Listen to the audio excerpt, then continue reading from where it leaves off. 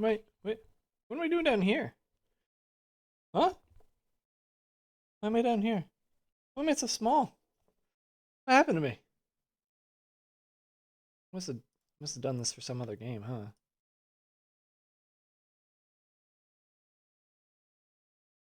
Oop. I don't know how big I'm supposed to be. Hold on.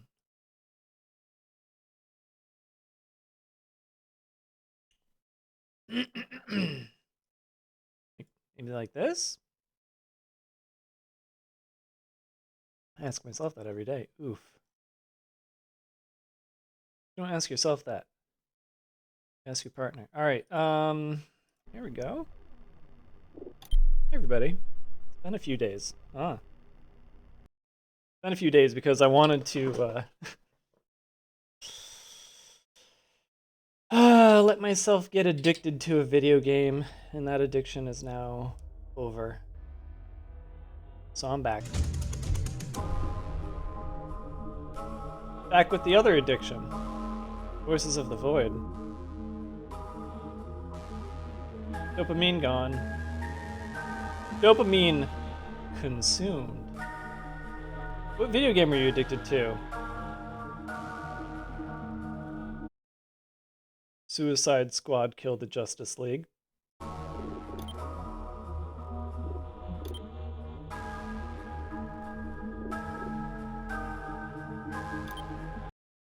To the dismay of everybody.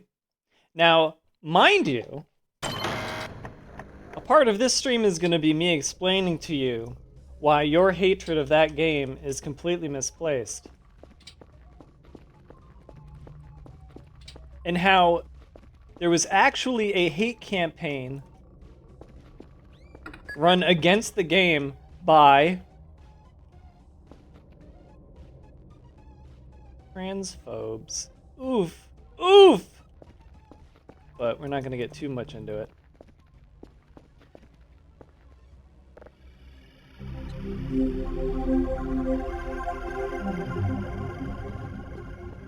Because oh, fuck. I'm surprised but not shocked that there was gold in there. Yes, actually, there's a lot of gold in that game.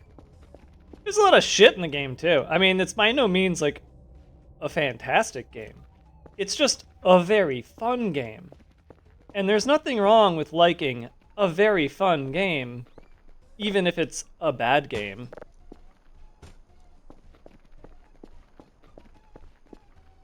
And I'd like to think everybody agrees on that point. Yeah, well, remember, we started up the new box for it. Remember? The new one's gonna come along.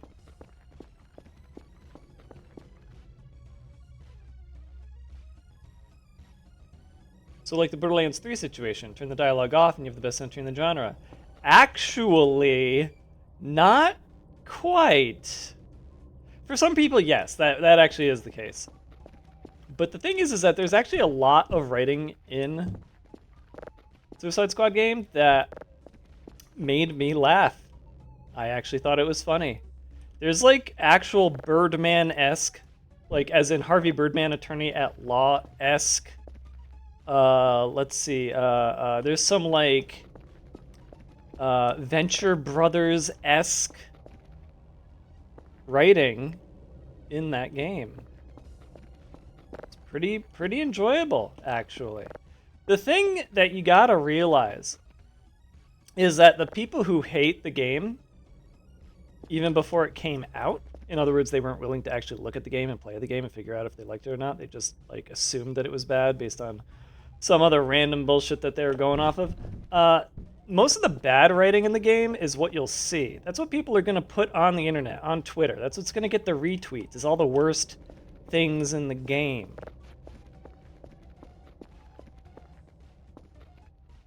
But all the good stuff isn't even in the cutscenes. Like, the cutscenes are, like, kind of whatever. And that's what all the marketing is, right? The marketing has to pull from the cutscenes. The marketing doesn't pull from the various things said in between missions, between your characters, which is where all the gold is. It's in the barks, as they are called. in the video game industry. The things where people are talking and it's not 100% relevant to the main campaign plotline. It's in the Barks. There's some good stuff. There's a part where like Boomerang is like complaining about not being in the Legion of Doom. I'm like, well, why do you want to be in the Legion of Doom? He's like, they have good health insurance. The way it's delivered is very funny and very reminiscent of like Venture Brothers, and I like that. That one made me actually like guffaw pretty hard. I delivered it poorly. I don't remember the exact lines. I'm just giving you the run up to it, but the Flash joke from the Boomerang made me legitimately laugh. I don't even know which one you're talking about.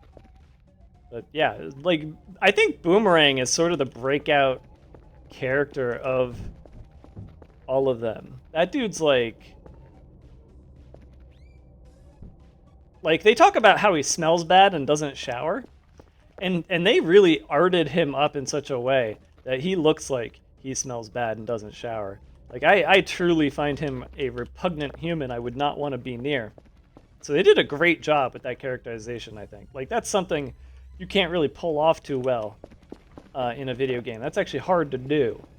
And they did such a good job of it. I really have to commend them for it. But he's got some of the funniest lines in that game because he's such a fucking weirdo. But I'll talk a little bit more about that in a little bit. For now, what do you think about this sort of fort room? So, okay, you know what? I think I need to stop here, right? What I need to do is figure out how in the fuck am I gonna make the roof of this thing? Is there even gonna be a roof of this thing? Oh, that's right. No, somebody said get a thing. Somebody said to get a thing. Hold on, let's get the thing. Can we find the thing? Where is the thing? It's the pallet. We need a pallet. Wooden pallet. There we go. Let's get two. Speaking of, did we do yesterday's work? Oh, so hold on. I got 2 bites of an ice cream sandwich on me right now. Hold on. I keep starting the stream when I'm not done with my ice cream sandwich. I didn't think I was going to eat one, but then I realized that I had very, very spicy curry for dinner, and I was like, I need this. Oh.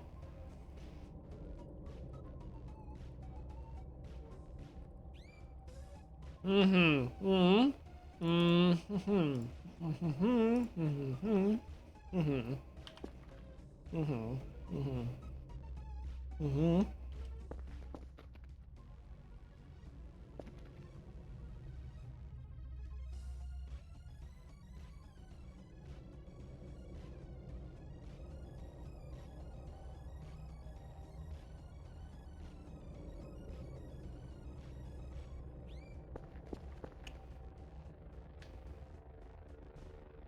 So I can't get over how some super assassin gets put in the same team as an evil clown and the girl he beats up.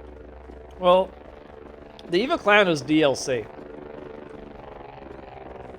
And it turns out that it's actually the Joker before he became a supervillain. It's like, it's gonna be like it's Bab Joker, apparently. So like he doesn't even know who Harley is because he's Bab.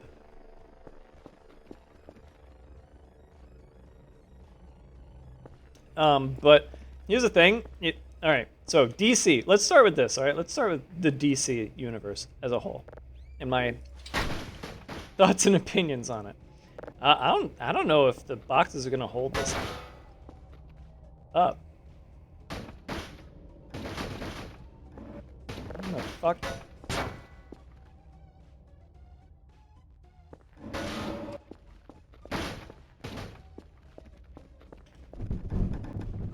Like, oh my god.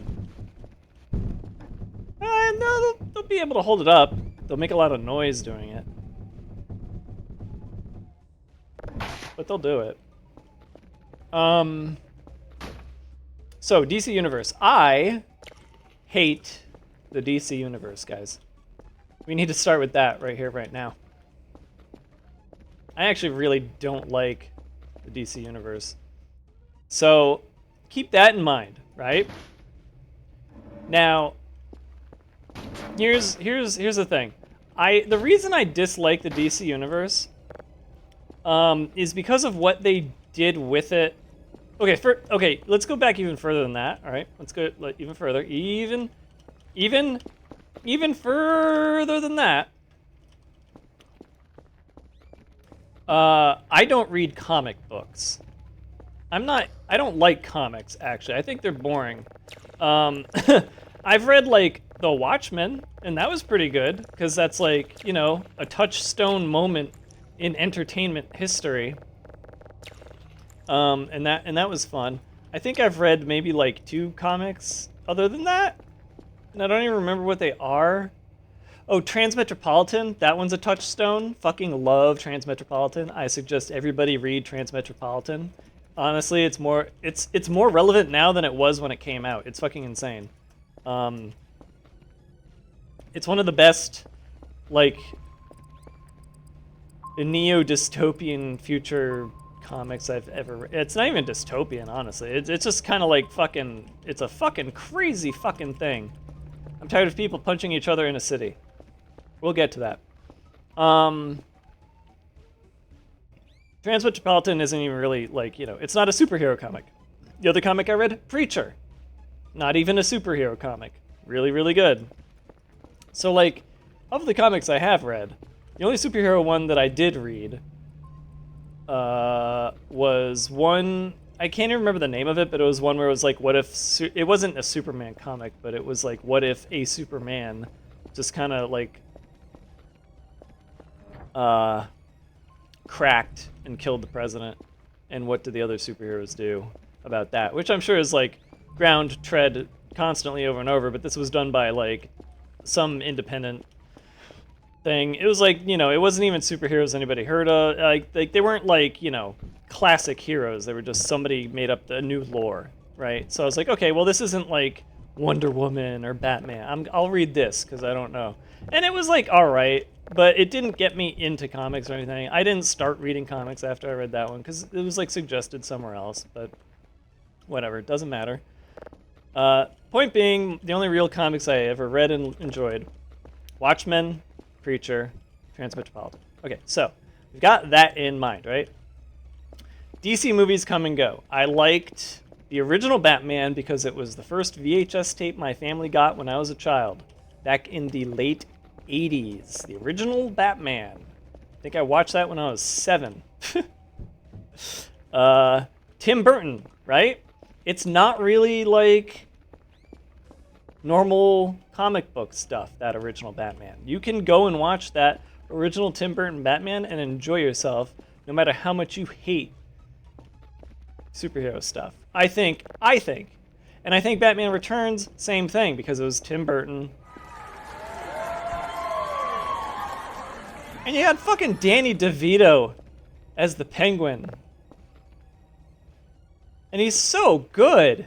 He was so good. And you had, what's her name, as Catwoman, and she was amazingly good. Christopher Walken was in that one. Yeah, goofy slapstick Batman. It's its own thing. Exactly.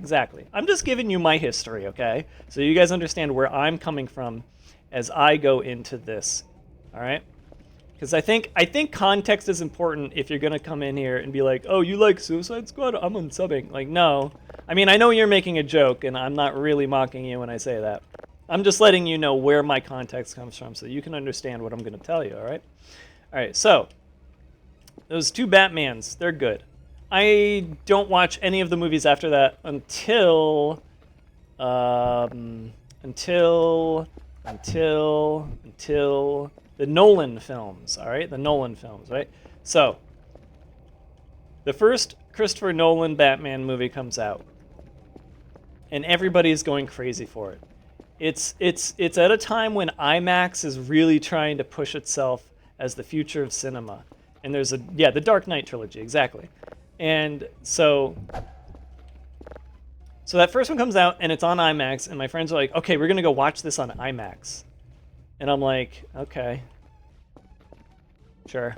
And I watch it, and it's an IMAX, and I don't really actually care for it. I actually don't like it. Mostly because I feel like IMAX is a terrible place for action, and I feel like that movie in particular had really awful looking action. But everybody else liked it, so I just kind of go along with it. I'm like, yeah, sure, whatever. And then The Dark Knight hits, second film. Second film hits, and it's phenomenal. It's amazing. It's some of Hans Zimmer's best work. It's directed really well. It's a lot of fun. It's fucking freaky. It's fucking scary and creepy. Heath Ledger knocks it out of the park, becomes his own new version of Joker. All right. Third movie comes out. Blah, whatever. Couldn't understand anything that Bane said. All right. So there's my DC movie history. Okay. Now I will add, I did watch the Watchmen movie, and I liked it. I liked what David Hayter did. I watched the Watchmen television show, and I liked that even more. I really like what's his face did to that show. No, I like the show, and the reason I like the show is because it's fucking weird, and I love how fucking weird it was. I don't know if I'd ever call it like a good show. That's the thing, is that like objectively, I actually don't think that the Watchmen television show is good, but I think on a subjective level, it's very entertaining. Yeah, Lindelof. I actually don't like Lindelof. That's the funny thing, is that I actually dislike Lindelof in general. But okay, I need another. But the thing is that what Lindelof does well is weird, and Watchmen was weird, and I liked how weird it was. And there was some performances in it that I especially liked. The guy who played Ozymandias is a phenomenally good actor, and I loved the way that he acted that role. The guy who did the mirror face guy, I can't remember anybody's name in the show, mind you. I thought he was amazingly well done, and you know, a lot of people actually agreed with that one. People wanted like more from just that character. People wanted that character to have a spin-off series. So good. I really actually loved the fact that they went and told the squid story. They showed somebody's point of view when the squid hit the city. And that was really fucking cool as somebody who was kind of sad that the movie went the way that it did compared to the original material. Are you guys enjoying this extremely thorough discussion of DC related things? I hope you are. Acting and everything is good, but the story was terrible and borderline insulting. Yeah, it was actually. But it was entertaining. That's the thing. Like, again, objectivity versus subjectivity on that one. I think objectively, it's very easy to say it's a bad show. Subjectively, you can enjoy yourself. All right, where to next in this journey that we're taking? Okay, so there was the Watchmen stuff. There was the Batman movies. I told you about all the comics I read. Now, also, it's worth mentioning, as a child, I did watch Batman the Animated Series, which is lauded by many critics of many pieces of entertainment as some of the best Batman entertainment to exist. Period. That was the show that got us Kevin Conroy as the definitive voice of Batman, used in the Arkham trilogy and in the Suicide Squad game. And we will talk about that. We will get there. We will get to the Suicide Squad game, I promise. We're just giving you some background information. Also important to note about the Batman animated series is that is when Harley Quinn became a real character. That show invented Harley Quinn. Harley Quinn.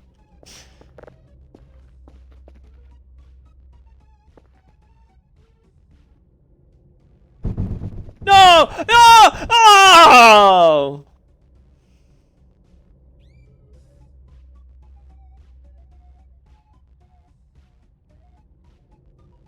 Rest in peace to Harley Quinn's original voice actress and Batman the Animated Series voice actor.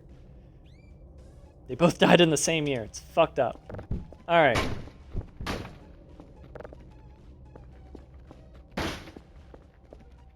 Well, we know we're close. We had it for a moment, and then I tried to make it extra shady of a roof, and bad things happened. Animated series put Batman on the map for you, as it did for many other people who were not comic book readers, aka me. I want to say that was also the series that got Clayface to become a thing. And they did it in such a freakishly, amazingly well done way. Like that show, everybody was like freaking out over the fact that it was a cartoon that didn't seem like it was actually made for kids, but it was still like kid friendly in a way.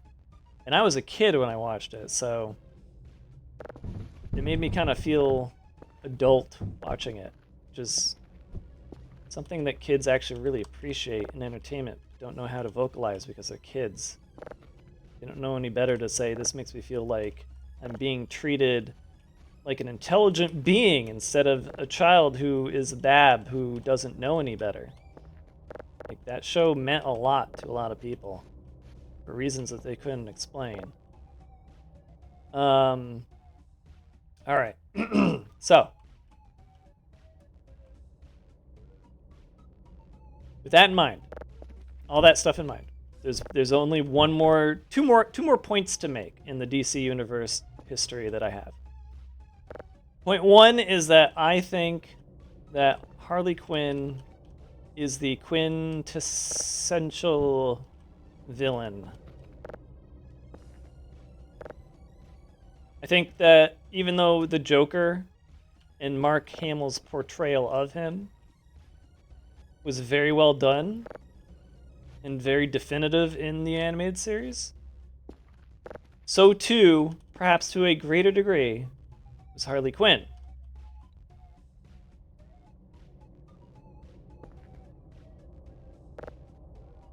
But she wasn't given her due until very late in the game, I think. If at all, actually, I can't remember. But for the most part, she wasn't given her due until the, I don't know, the movies kind of tried, like the more recent DC movies kind of tried to give her something. And Margot Robbie's not really bad as Harley Quinn, but I don't really get the same entertainment out of her as I did from the original.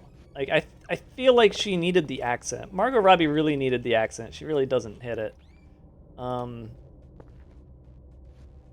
But the HBO cartoon, Harley Quinn, I actually really, really enjoy. There's actually a lot of really good stuff being done in that cartoon.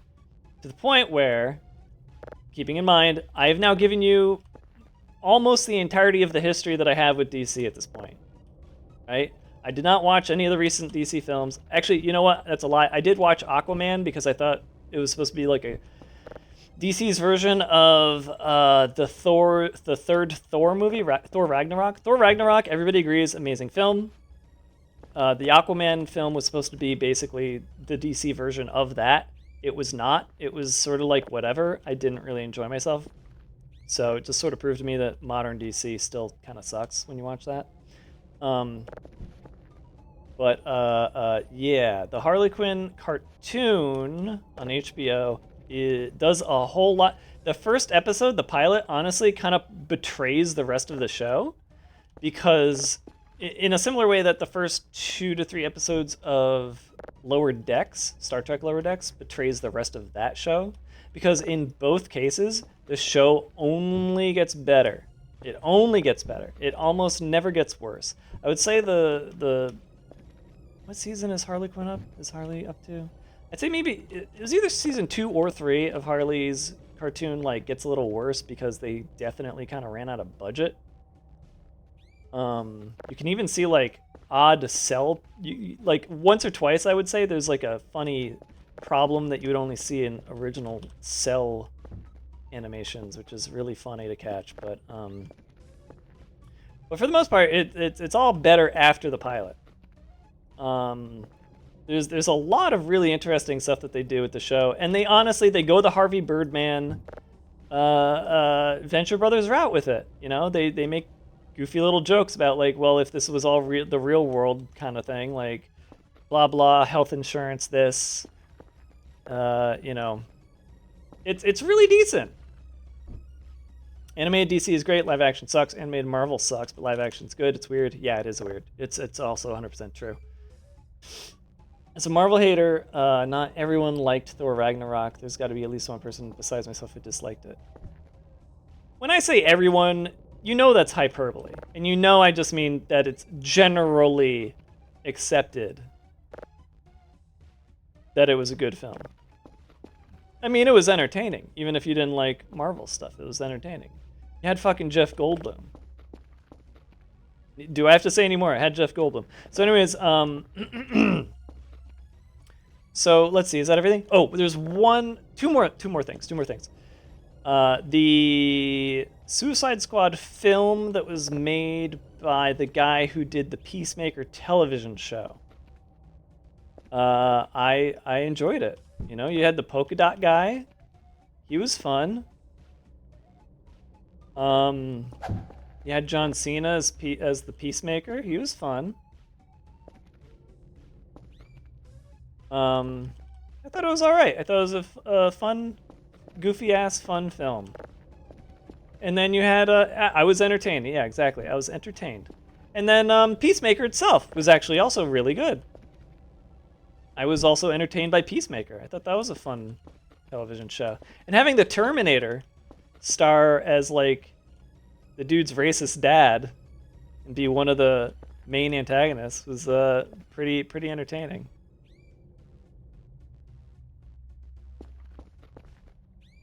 And then you had like, you know, Diebeard. Diebeard was funny.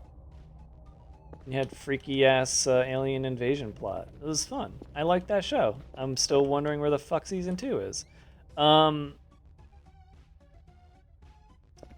then that's it. That's my DC history. Also, I love the Arkham trilogy that Rocksteady made. I thought that it was fantastic. It was a lot of fun. Rocksteady is a really good developer. They had amazingly close attention to detail. I think that Arkham City was the best of the three. I think maybe people agree on that. I don't know. It goes Arkham City and then Arkham Asylum and then Arkham Knight in that order. I do believe that the games did get better as they went. It's just personal preference as to which one is your favorite. I think that Arkham Knight's tank gets too much flack. I think that was actually a lot of fun. I had a lot of fun with the tank. I think people just didn't like the fact that they were like trying to do an open world. I don't know. Well, I guess maybe it's more the gameplay of the tank. It takes some wrapping your head around to get used to, and I got used to it, so I didn't mind it. Depends on how much you like the Batmobile. Yeah, pretty much. If you really like the Batmobile, Arkham Knight, you really liked. And I liked all three games really a lot. It's just that I think at the end of the day, if I had to rate them against each other, it's City, Asylum, Knight. Oh, this is a new one.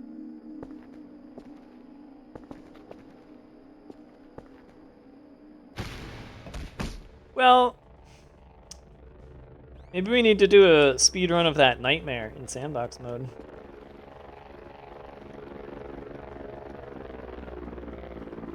You've been tempted to play them again. The other thing you gotta remember about Night is that when it came out, it was so poorly ported to PC that they just straight up, like, gave people refunds no matter how much they played it. Like, you could have played through the entirety of Night at launch just fine if you had a good enough computer or if you had the right configuration of PC specs, and they would have still refunded it if you asked for a refund. Like, that was one of the few times where there was that exception on Steam. Just like the only other time I can think of that happening was that fucking Days Gone game, because Days Gone gave everybody who bought it a refund. Even on console, I fell through the world once. Yeah. Okay, but can we agree that if the Arkham games are canon, then Batman can no longer say he doesn't kill people? Some of those moves he pulls off are definitely lethal. Yeah, I mean, especially when you run people over in the car. I mean, I streamed myself playing some of that game. I streamed myself running people over in the car and be like, yeah, no, he's alive. He's fine. Don't worry. I want to shout out the driver in Suicide Squad 2 that followed them into the building. I don't even remember what you're talking. Suicide Squad 2? Okay, so wait, which one is it? Which one is the good one? Is it Suicide Squad or The Suicide Squad? Because it's not Suicide Squad 2. One of them just has the word the in it. That's the difference. So the is the good one. Okay. So I don't remember who the driver in The Suicide Squad was who followed them in. I don't remember that at all. Because the thing is that I'm bad at memorizing things, and I don't remember much. I need to eat some more roaches. Okay.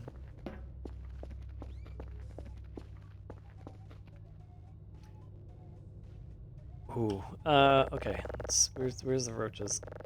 Unfortunately, being addicted to a PC game that I play mouse and keyboard on means that my hands are like actually aching after 3 days straight of playing the game.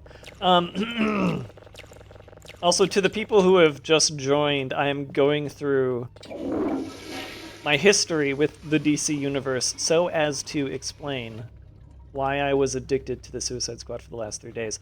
All right, so so basically what you've gleaned from everything I've said is I love Rocksteady as a video game developer, I love Harley Quinn, and I love the Arkham series. We're gonna save. Because now we do the thing. Oh wait, before I do the thing.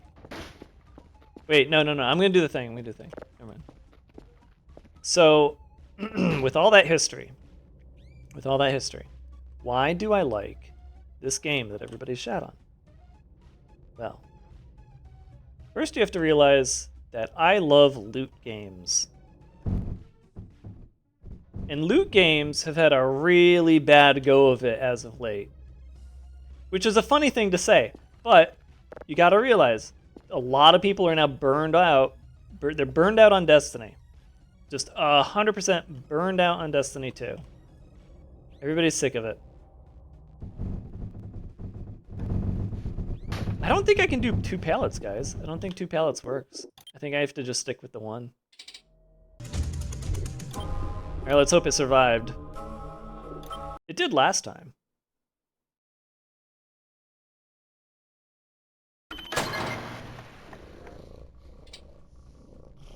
We're going with Yakuza logic. Yes, we are. We are going with Yakuza logic.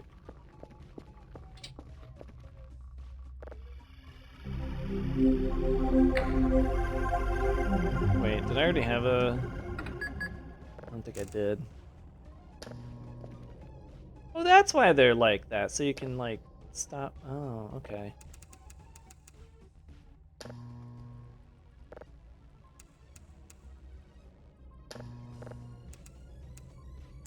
I thought it just locked the controls. I didn't know it, like... Stop the thing. We're moving.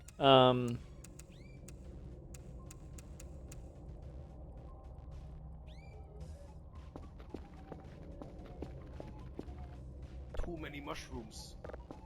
Email. Daily task. Alright, so we'll just put the 1 pallet up. I don't know. I don't think I think the weight. I think the boxes can't handle the weight of 2 is the issue, so. Okay, so I like loot games, alright? That's point number 1. Here's point number 2, and this is where a lot of this is where a lot of people get lost, right? This is where you will either make or break your enjoyment of the Suicide Squad game. But a friend of mine is a comic book nerd, and he bought the Super Duper edition and got the game early. And he's a friend of mine, so he understands what my tastes are. And he says, Dave, this is Sunset Overdrive 2. And I go, excuse me? He goes, yeah. It's just Sunset Overdrive 2 with loot and a DC paint job. And that's all you had to... That's how you get me, man. That's how you get me. Because you know what was a good fucking game? Sunset Overdrive. You know what game people hated before it came out because it had too edgy of a marketing team? Sunset Overdrive. You know what game got redeemed after it finally came out and people played it and realized it's actually a schmovement game that's a lot of fun to play? Sunset Overdrive. And you know what lost its multiplayer when it was ported from Xbox One to PC? Sunset Overdrive. Those fucking bastards. You know what game was going to exist?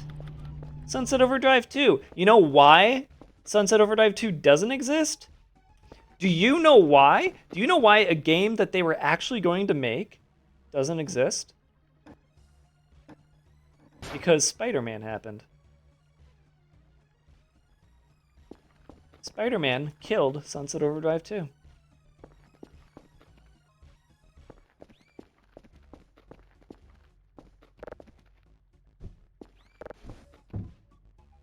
A friend of mine, who is also is super into comics and such, said that he hates how they portrayed the Justice League in the Suicide Squad game.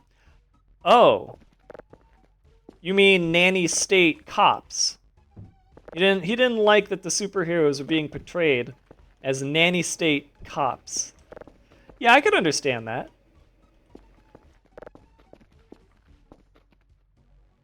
I can understand being mad about that. Let's go into our cave. So from within our finished box cave here, how Green Lantern's ring wouldn't stay with him. Okay, now you're just talking about nerd shit that I don't care about. The ring is aware and doesn't tolerate being used for evil. Don't care. So the thing is, that's why I gave you my whole DC history, my whole comic book history. I gave you my whole entire comic book history. Sorry if you were here and you missed it. If you weren't here and you missed it. But basically, I don't have a history with comic books. I don't really care. Yeah, I gave the whole history. I don't care, is the thing. So anyways, my friend said, this is Sunset Overdrive 2. And I said, okay, well, it's 20% off on Humble. So I'm just going to go ahead and yoink. And I played the game. I played the Suicide Squad. Kills the Justice League. And so now I can finally talk about that game. Because we've gotten to the point of I played it, right? All right. So, so I'm playing the game, and they pretty quickly show you that you have 4 characters that you can switch between most of the time. Most of the time. We'll get to the maybe. If I remember to talk about it. I already forgot the 2 other things I said I would talk about. So, you know, we'll see how that goes. You guys can remind me, right? Can you remind me the things I said I was going to talk about? Because I already forgot. So I'm playing the game, and I realize a lot of interesting things, okay? Get ready for this. Okay. King Shark is just Crackdown. If you liked Crackdown, I loved Crackdown. If you liked Crackdown, you play as King Shark. It's that simple. Harley Quinn is Arkham Batman and Spider-Man combined. Because she does a little hookshot thingy, but she also does a swing thingy. Which are basically Spider-Man and Arkham, the 3 Arkham games. There's Deadshot. Deadshot is just Iron Man. Iron Man with a fuel gauge. And then there's Boomerang, which is, I don't know how to describe it. Because nobody has ever made a video game that does what Boomerang's movement is. It's very strange. Okay, so here's Boomerang's movement. This is the maneuvering, right? This is the thing that makes the game. I'm not even joking. They tried to advertise this game, and it was poorly advertised by anybody who was willing to listen. the whole thing is that everybody has a unique movement move set. Not necessarily a move set, but like a traversal move set, right?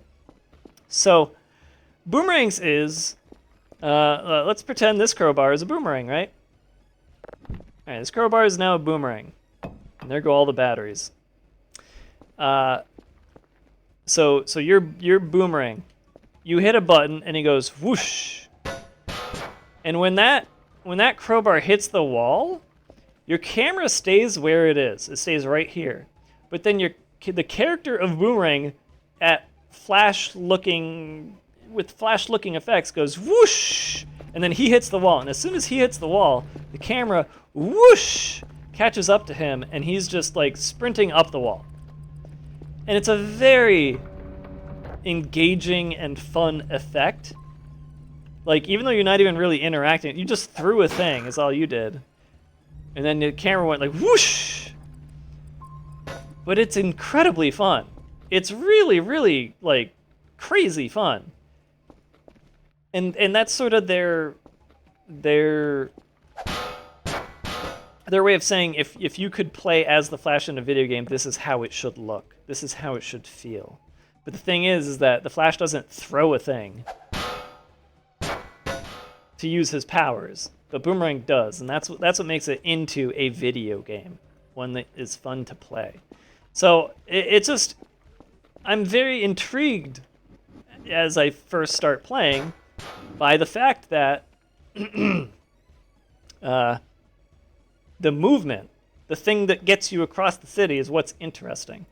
And it's worth pointing out now, there's only one fast travel in the entire game. You can fast travel back to the hub, and that's it.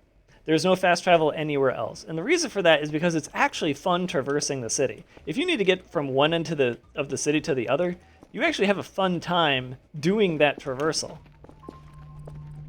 Whether or not there's anything in your way, just using the movement of the characters is entertaining. And when you get really good at them, you can pull off some pretty interesting maneuvers. Like some interesting combinations of movement and attacking people. I haven't done any work. I'm gonna go give my boy a piece of paper. And let him get to work. Oh, get to work. Bye.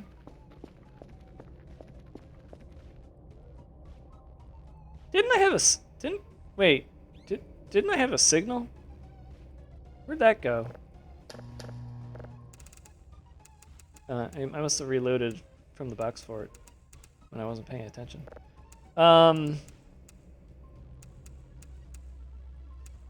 So pretty much I'm immediately grabbed by, oh, this game is like just fun to play. Like there's a lot of journey here, but I don't really know anything yet about the destination, right? And I'm going to be honest, the game is way more about the journey than it is about the destination. And it's about the play, right? It's about the play, not really anything else. I'm kind of selling you on it. I want to check it out when it goes on sale. Yeah. Remind me to get into whether or not you should buy the game. I am in no way, shape, or form suggesting that anybody listening to my voice right now actually go and buy Suicide Squad Kills the Justice League. I am only trying to explain to you why I got addicted to it for 3 days straight. Okay? So, it starts with movement. The movement is entertaining. Okay, cool, fine, whatever. Playing the game, the writing, you looked at the boomerang movement. The closest comparison you can think of is Ori and the Blind Forest ability, where you can launch yourself off of projectiles, but in 3D, it looks super cool. It looks super cool. I'm going to buy it now because I suggested it. Says the person who said they would unsubscribe because I was addicted to the video game. I'm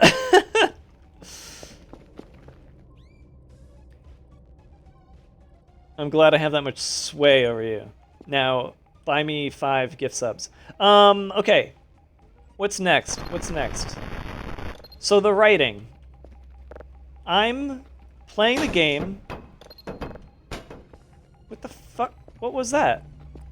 Why did my clock just do that? The fuck freaked my clock out? I didn't hit that with the cartridge. This must have like had a single frame where it superpositioned out of here, slammed over here into the clock, and then superpositioned back. That's the only explanation I have for that.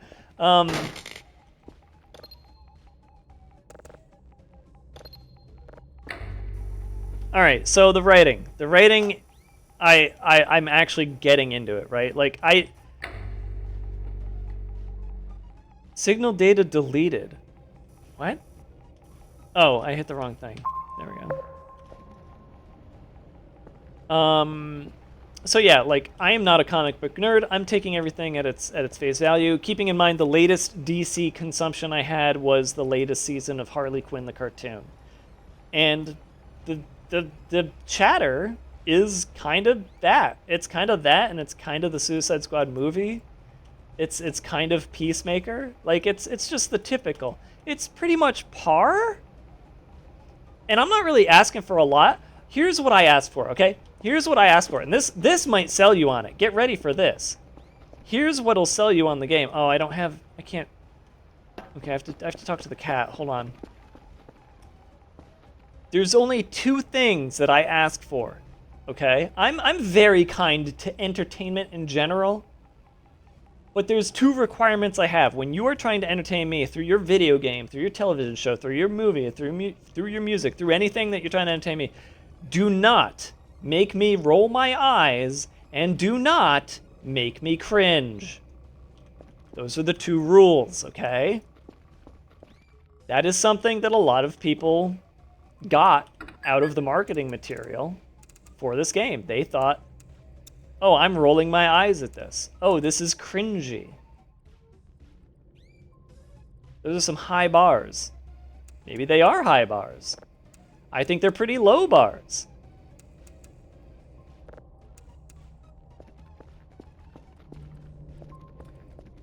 Suicide Squad Kills the Justice League did not, through its writing, make me cringe or roll my eyes. What? It's true. Sure, there's a bad joke here and there. Sure, there's a bad scenario here and there, but it's just whatever. And then a lot of it is just par. Like, yeah, no, all right, yeah, that's a joke. Yep, that's writing. Okay, cool, they said a thing. Yeah, sure, whatever. Yeah, that's like, okay, yep, par for the course. Like, just average joke, average writing, average whatever. And then there's some good stuff, too. There's actually a joke that makes me laugh really hard. There's a joke that makes me pause the game so I can keep laughing. Like, there's, like, some writing that makes me want to go back and watch it again for their writing. Because, well, I gotta admit something, guys. Rocksteady did something in this game that a lot of games need to learn from. They actually let you select old chapters and old checkpoints to replay the game from those specific points. So if you really liked something very specific in the game, you can go back and play it again and watch it again and do it all again. Anytime you want. The state of the world, the map, changes drastically from the start of the game to the end of the game, and you can see that at any point you want. There's a point in the game where there's a specific mission that has a lot of things happening in the skybox and out and around you that you're too busy fighting to be able to actually stop and pay attention to.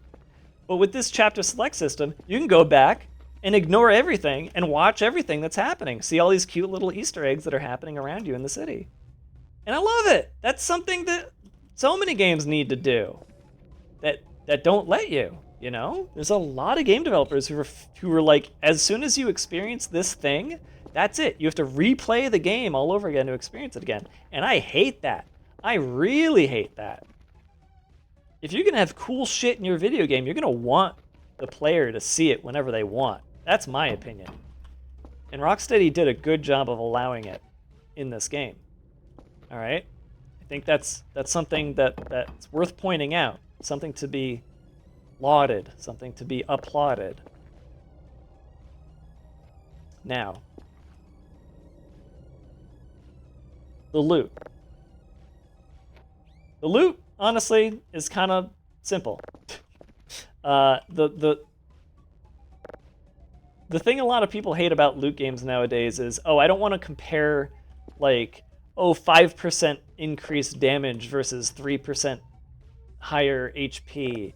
I don't want to, like, care about rolls on equipment because that shit's annoying and it's boring. And you know what? You know what? Those people, they're right. They're 100% right. It's annoying having to pay attention to that shit. It's annoying thinking that any of that shit has to matter in any way. Loot games need to be simplified. Well, guess what? This game gets about halfway there. It gets halfway there. I think, though, that they're I would say they got like 75% of the way there in alleviating problems that people have with loot games. I used to have to go redo the water temple just to redo the Dark Link fight. I love the idea of just having a fight this boss again button. Exactly! Zelda's one of the worst offenders, because Zelda has a lot of really fun boss fights and no way to replay them. That's kind of why Breath of the... Did Breath of the Wild let you? Breath of the Wild didn't let you. But Tears of the Kingdom did. Tears of the Kingdom, once I realized they let you replay the bosses, I was like, fuck yes. Fuck yes. The only problem, though, is that they don't let you do them again at their original location. That's the thing they really needed to do, is let you do it at the original location. I feel like the fight up in the sky, specifically, it's a lot better up in the sky, not underground. And also the fight against the rock monster, you don't get to do it in the same arena, so it killed me watching every streamer miss the amazing music part of Colgera. Is that the one I'm talking? Yeah, that is. Yeah, they miss the amazing music, and they miss diving through Colgera. Because you can fight Colgera by diving through it, but a lot of people just shot their arrows at it and killed it. And I was just like, where the fuck is your creativity, guys? Like, I wasn't even streaming that game, and I dove through Colgera. You're the ones trying to put on entertainment here. What are you doing the most boring-ass way to kill this boss? It pissed me off, and it makes me feel like I'm a better streamer than most out there.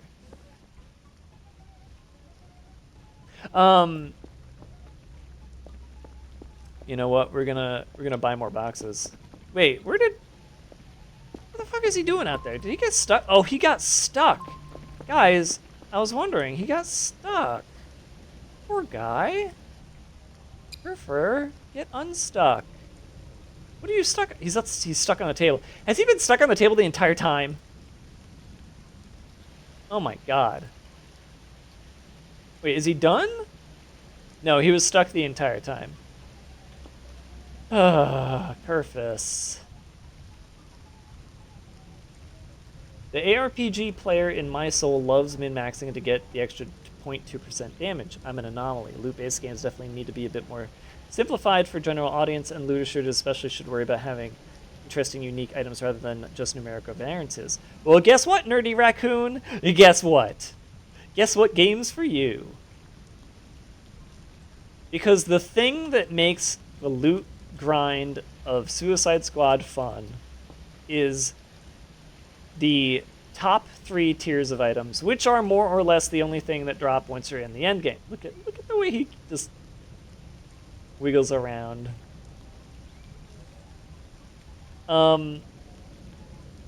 Sit down. So, most of the loot, it's simple. It's simple. You'll get 1 to 3 affixes on your loot. It's very, each affix is color coded, so you know, like, if you're missing a color or not. It doesn't really matter. Just know 3 is the maximum. Past that, you have augments, I think is what they're called. Oh no, is he gonna get stuck again? He's stuck again. What the fuck, man? Don't get stuck.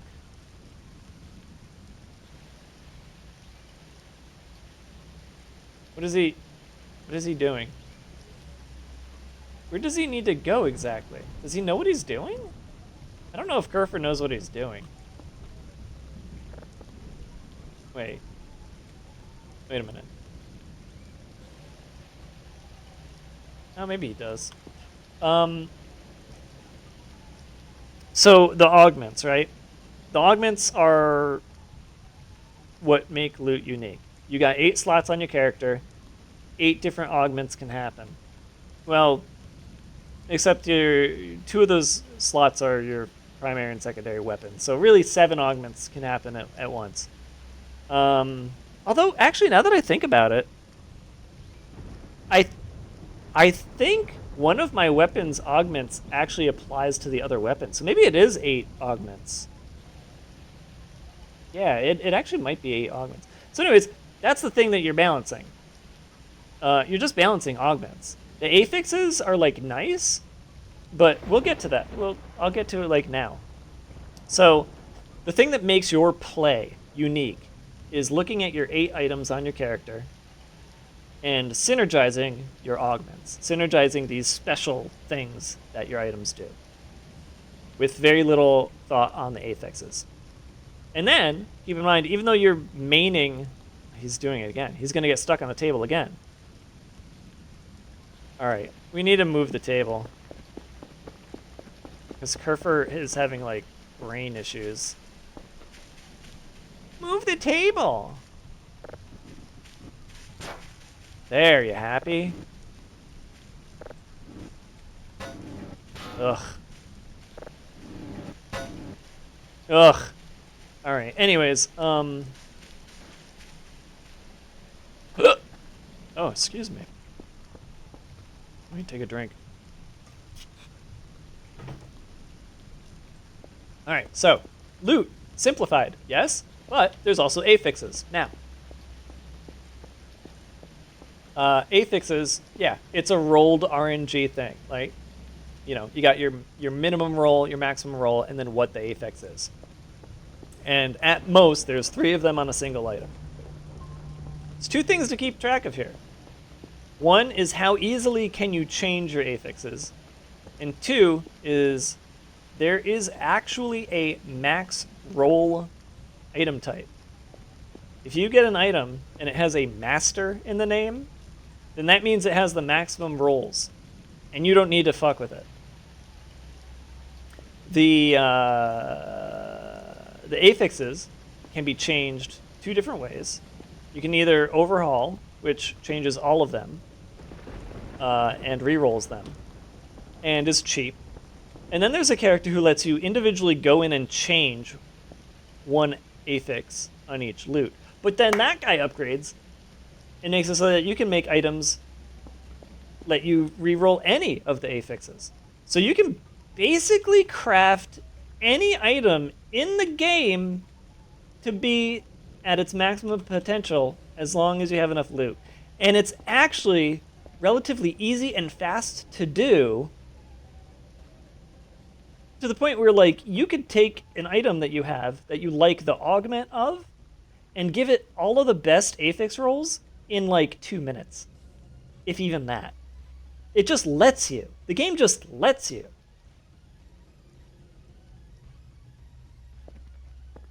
In loot games, that's like impossible. For the most part, most loot games aren't that nice to you. But Rocksteady was like, you know what? Fuck it. We're not going to fall for the trap that all the other loot games have, for all the other reasons people hate loot games now. We're going to actually just make this shit be what people want it to be.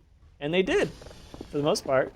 I'm saying for the most part because there's a bug in the game right now and they need to fix it. But we're not going to get into that. There's kind of a bit of a bug with the way things roll. The main issue really, though, the only like downside to what I'm talking about, the game, in being so friendly to people who don't like loot games, unfortunately is slightly unfriendly to people who do like loot games, and you can't see what the maximum and minimum rolls of affixes are. And that's a shame. They need to fix that. I need to be able to see what the rolls are so that I can max. But the thing is, like I was saying before, it barely fucking matters. The thing that actually matters is the augments. It's not any of the affixes.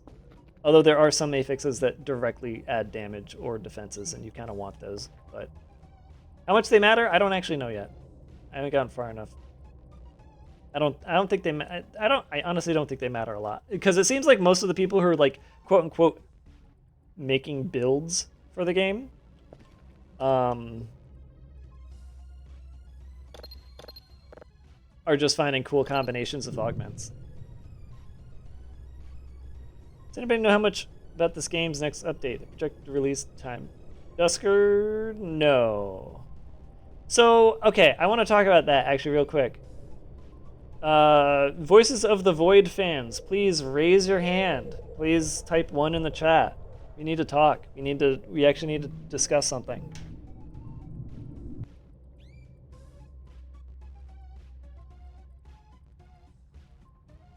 I know some people are just here because they like watching me. Some people are here because they went to sleep on another channel. But some people are here for Voices of the Void. The thing that I keep streaming.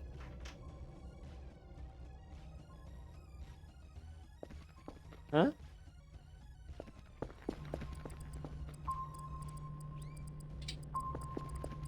Oh, hi. Alright, come here.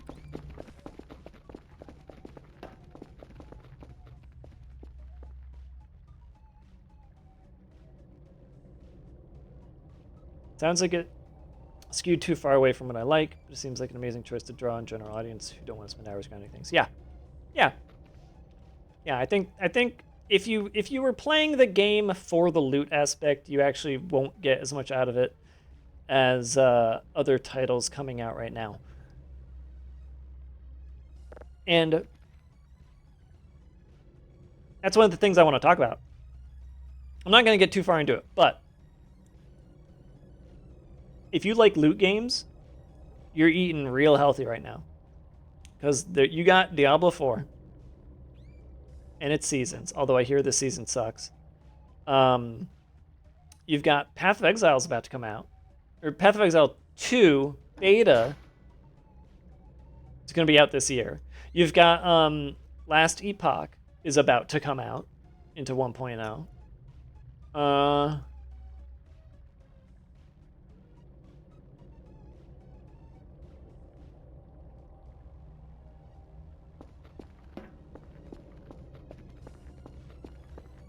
You're eating good.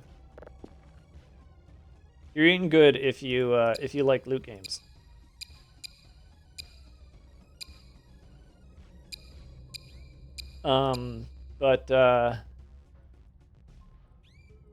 Yeah, I would say Suicide Squad is it has some loot and it's nice for it, and it's fun making synergies out of the offerings that it has, but I think it needs more. It needs more loot, and it's going to get more loot. It's got seasons.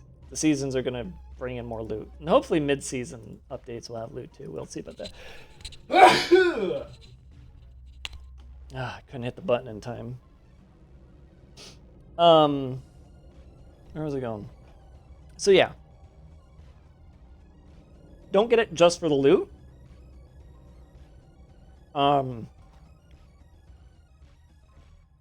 Anyways, Voices of the Void people, sorry. My Mario impression is too deep. 3.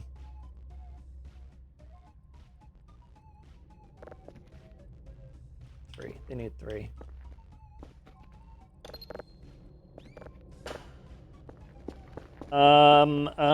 Okay, so Voices of the Void fans, I discovered something, and maybe you can confirm or deny this for me, because you are the fans, you should know this better than me. Apparently, if you buy into Mr. Dr. Nose's Patreon, you get early access. Oh look, it's the Blood Knight. Remember that? This is one of the first effects I got when I played this, was the Blood Knight. Very, very odd.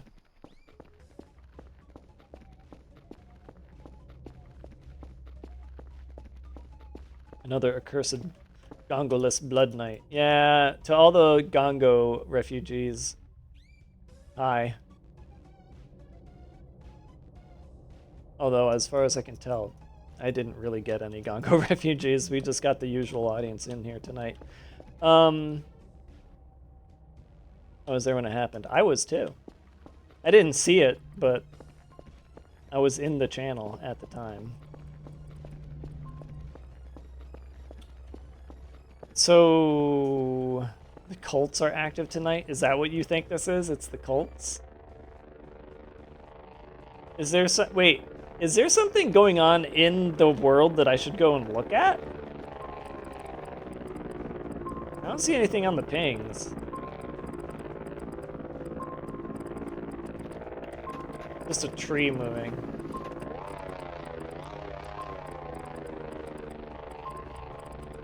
That's what I'm gonna say from now on. These are just trees moving.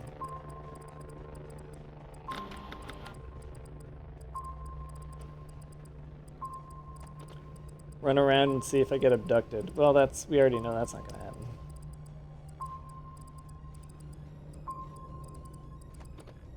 Yeah.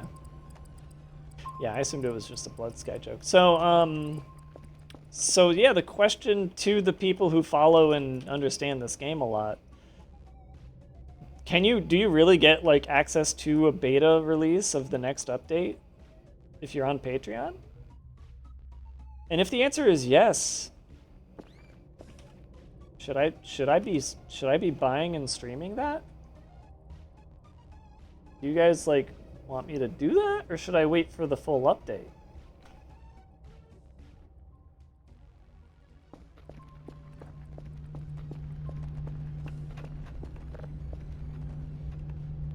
Because I don't know.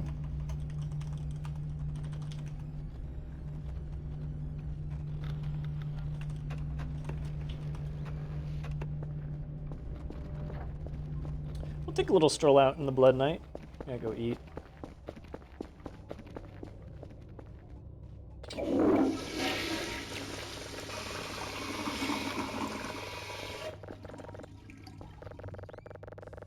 Alright, well, nobody seems to really have a strong opinion on the matter. Nobody really seems to be talking, period, but I could just keep talking about Suicide Squad, I guess. But basically, the actual fun of Suicide Squad is you have schmovement, and you combine that with sort of like a combo system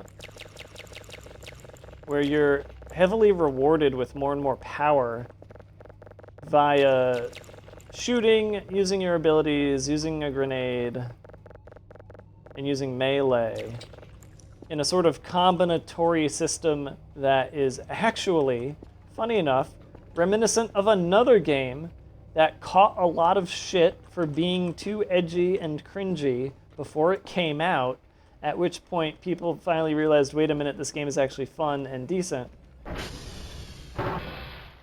Bulletstorm. Are you allowed to stream it? Why wouldn't you be? I would have to pay for access to it. Why wouldn't I be? The only time that you're not allowed to stream something is if somebody gives it to you for free and says, sign this. I'm not signing anything by paying for his Patreon and getting the game.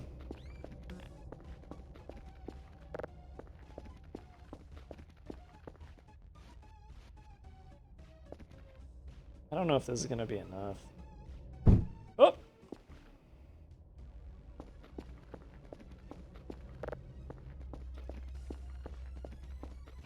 It's a chill Wednesday night.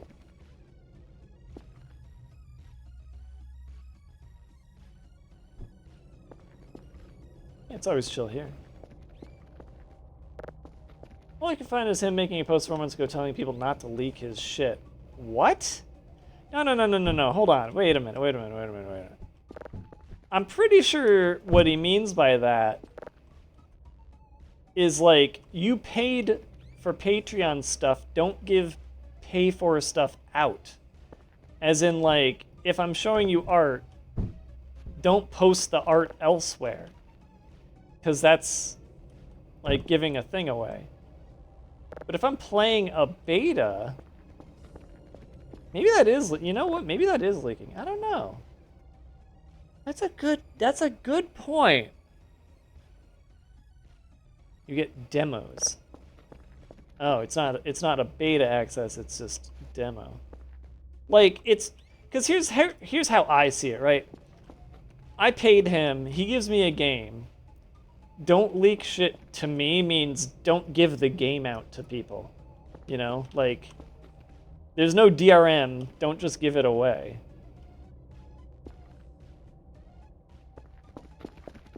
But like, I feel like I should be able to stream it. I don't know. If only he actually joined my streams.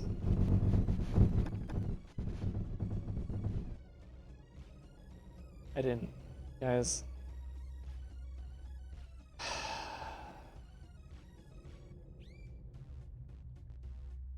I didn't save. You're not allowed to stream or show content publicly that is not yet released, or you'll have your access revoked.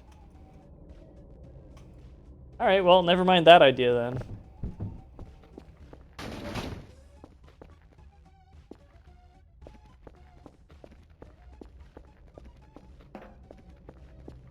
Where's my car? Oh, I just realized I never got my car back. Remember I, like, teleported or something? I can't remember. Something happened to me and I lost my car. Oh, I sacrificed myself or something. But wait, wasn't that over there? To the west? No, I think it is that. It's the hut. Alright. It's the hut. Stab yourself. Yeah, exactly. Wait, how do I target the ATV? Vehicle? Okay, vehicle. We're just gonna take a nice little walk. We'll be fine. It's, you know, just the blood night. We'll be okay.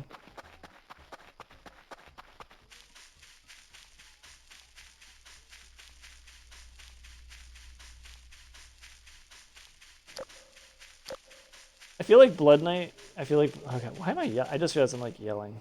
I don't know why I'm yelling, guys. I'm sorry. I feel like blood night should make your flashlight red too.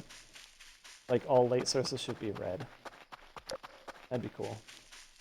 Make your ATV red. That'd be fun.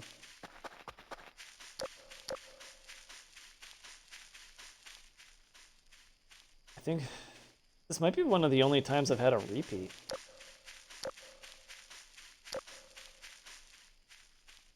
They don't want the upcoming content exclusive Patreon subscribers revealed to the public. Yeah, okay. Yeah, I get that. I get that.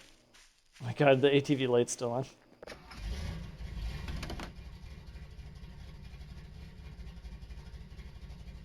Fuel at 100. No. That's the solar power.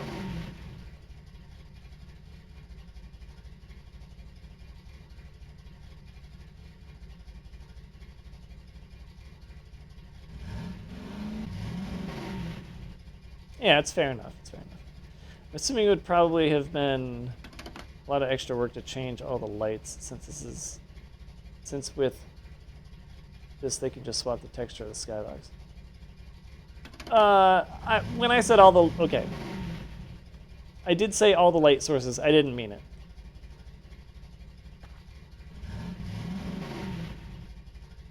I guess I meant the ATV, the flashlight I'm holding, and maybe these lights. But everything else can stay white. Like the base lights, you know, inside of the base, they can stay white. Although he does have red emergency lights in the base. You could just turn those on and turn the white ones off.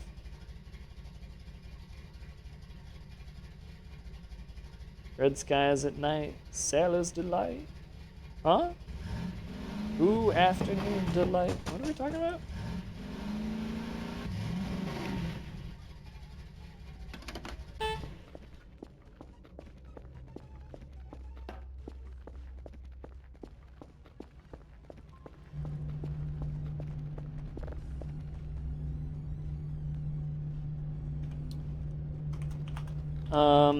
So yeah, Suicide Squad. I guess the point is that, oh, okay, so I didn't get into it. It looks like a No More Heroes situation. Yeah, no, I actually agree.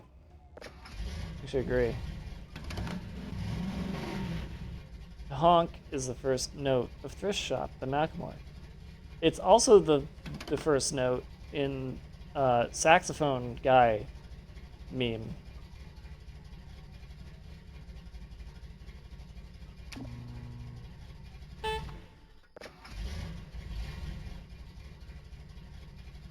Wait, I forget. Fox.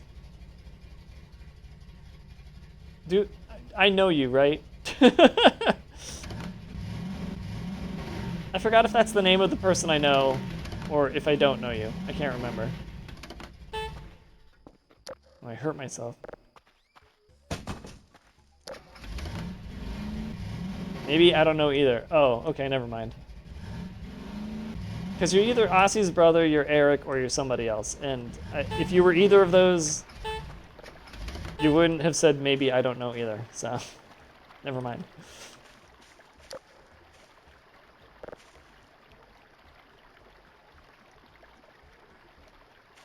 Let's see, where was I going with this? Okay, so. I'm just gonna say it real quick so we can just get it over with. But yes, there was a hate campaign in the Steam forums that continues to happen. The Suicide Squad game still has a hate campaign being thrown out in its Steam forums because Rocksteady is ignoring the Steam forums. People are very mad that the game has an an alphabet LGBTQ flag in it. They're mad at a flag. It's in one spot in the entire game. I'm not even joking. One spot in the entire game has a flag, and it's got people so mad that this one texture in this one place is in the game. And they're like, why is that texture in the game but not the American flag?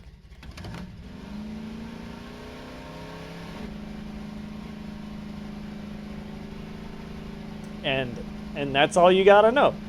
There's some people who are out there shit-talking this game because of that. And that's... Whoa. Whoa, this is steep. That's one of the saddest things I've ever seen.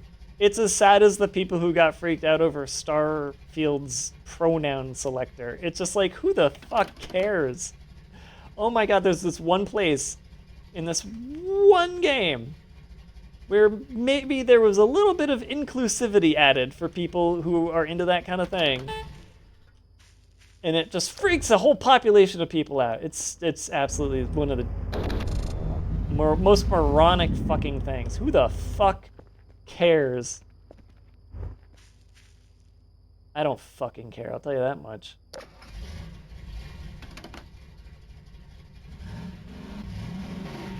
But you know what I do like? I like that some people, maybe, I don't know. I'm gonna be honest, like, I don't even think, like,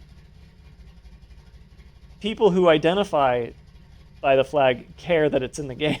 Like, they don't even care. So why do you care? Like, think about that for a moment, huh?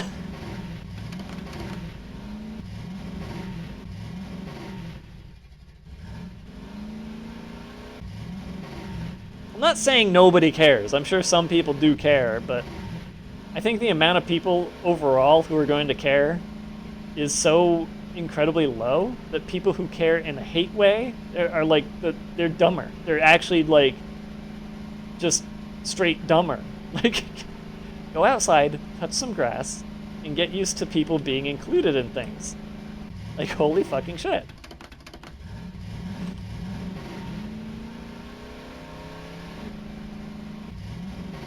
Okay, is this the modern version of goth and furry hate that existed in the net early 2000s? It's a fad dumbass chasing thing. Oh my god, you're so right on the goth part. I never even thought about that, but yeah, it's totally the goth thing. Oh my god. I never thought about goth being pre-furry, but yeah, that's totally true.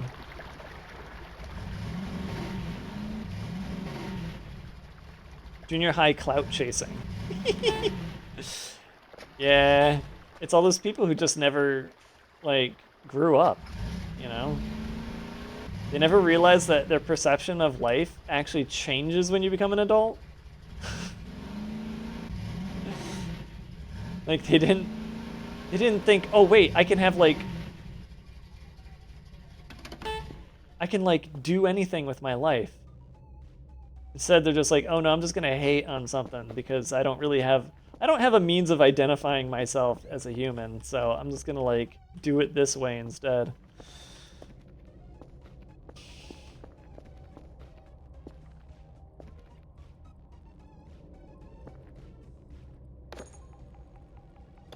Oh wait.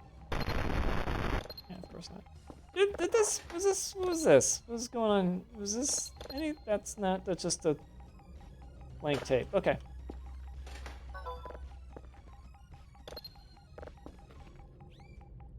Nice! Great job. I can hear the rocks and sand. What? What do you mean you can hear the rocks and sand? Alright, so yeah, if you want to see some of the most absurdly stupid Steam forums in existence, go ahead and take a look. I suggest you don't actually, but if you're really curious, you can go take a look at the Suicide Squad Steam forums, and you'll see where a lot of the hate towards the game is actually generated from. It's generated from stupidity. Now, let's talk about the things that are actually bad about the game, all right? Because I've talked about the good. I've talked about why I got addicted to it. One, because it's just fucking fun to play. Two, the end game is just fucking fun to play. It's not the best end game, but yeah, honestly, it's really kind of like it's fun, and then you kind of realize how little there is. Like, there could be a lot more in the end game. It's pretty crap. But anyways, I had a lot of fun just playing through the campaign. It took me 3 whole days to get through the campaign, so it's not as short as people say it is. But also keep in mind that I tried to actually listen to a lot of dialogue, and I tried to do a bunch of the Riddler things. I'm almost done with all the Riddler things also. They're actually, like, kind of fun. Because most of it's schmovement, and I love me some schmovement. But things that are bad with the game, performance on PC could be better.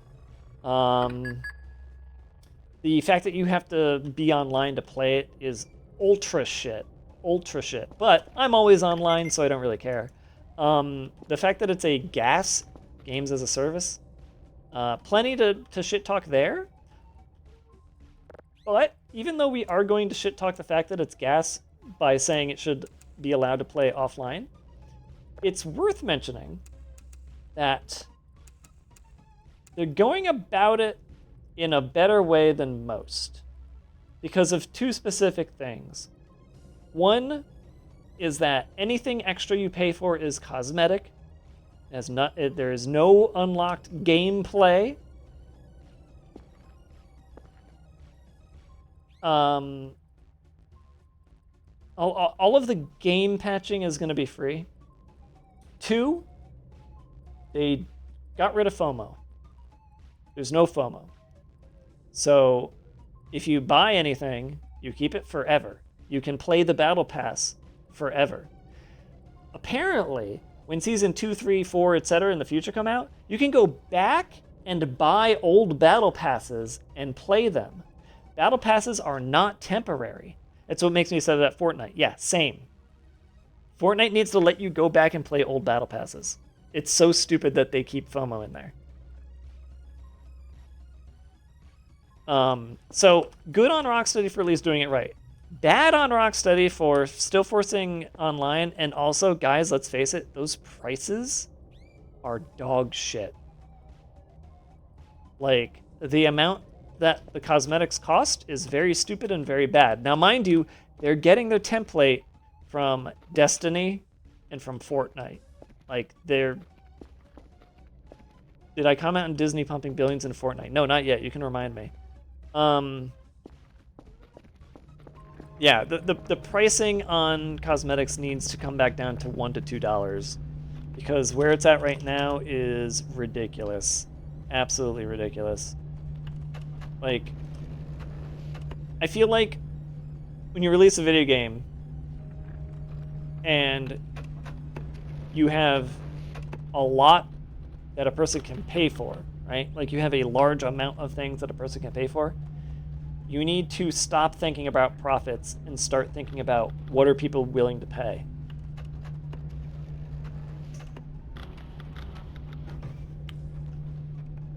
But everybody's still just thinking about profits. It's very annoying.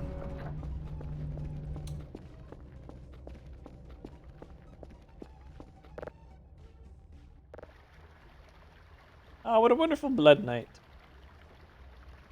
You know, I want to go back and try to unlock that spiral staircase again. So we'll do that tonight.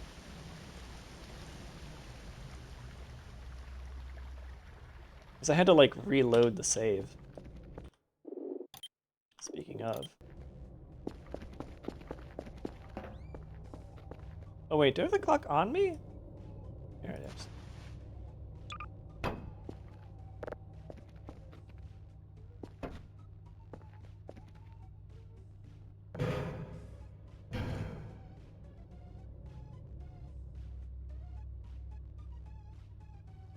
Oh yeah, never forget to say hi to King Roach. 1, 2. It's open. I opened it. Good. All right. So I think that just stays open from now on, yeah?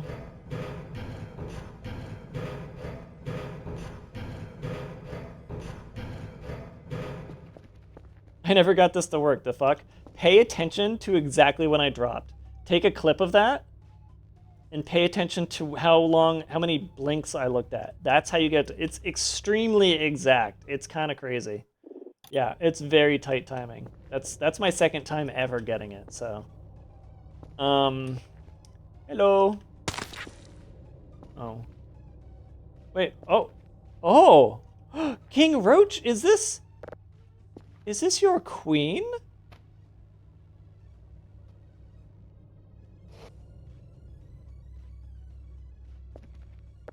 I think do we need to get another hook and hang the queen up next to the king?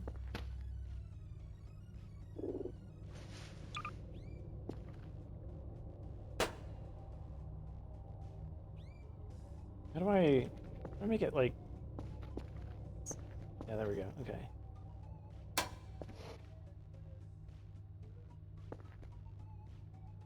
The king has his queen.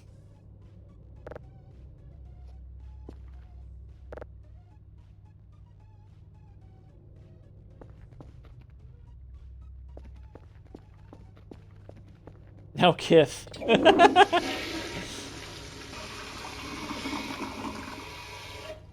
There's like a sweet spot over here. Hold on. Hey? Come on. Oh, come on. No? Wait.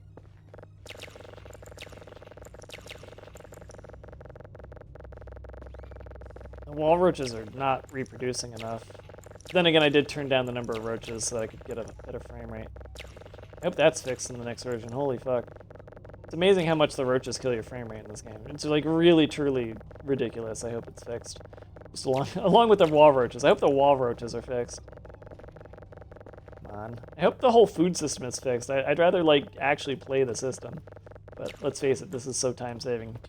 I can't not do it. I've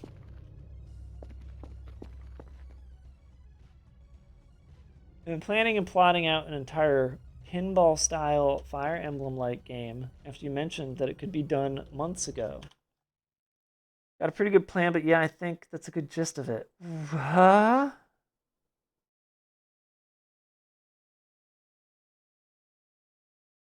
Can you remind me what I said?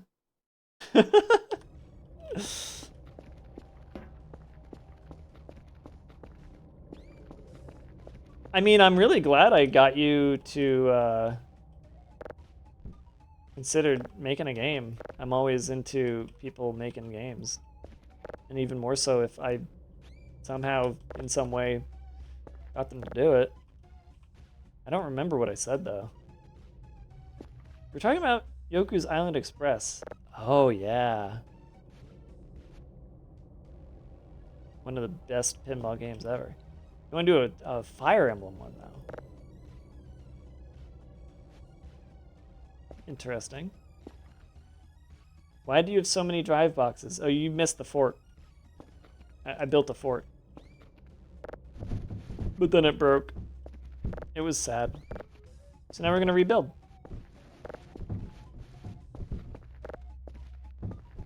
I think we need a better roof, though. I don't think the pallets are going to cut it. I think the pallets are too heavy. We need to find something lighter. And unfortunately, I don't think there's any tarps in the game. Wait a minute.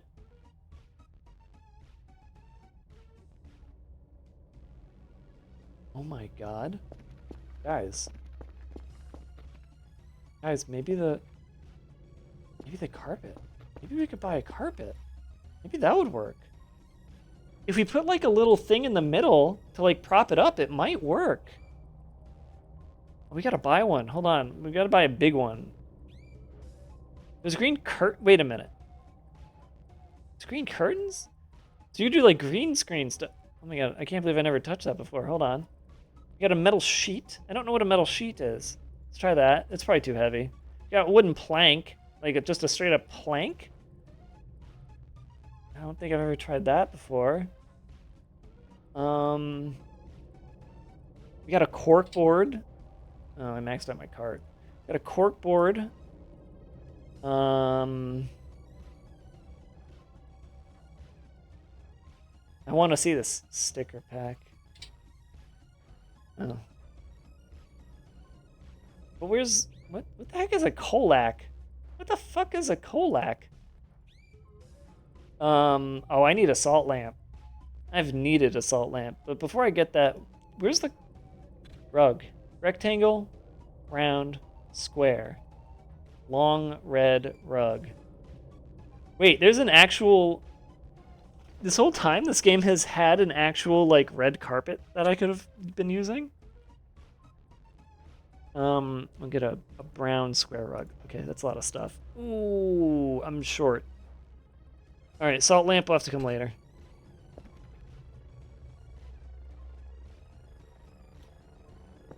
Have you considered staggering boxes like real brick work for added stability? The problem with that is how do you fill in the half gaps? You can't put in a half box.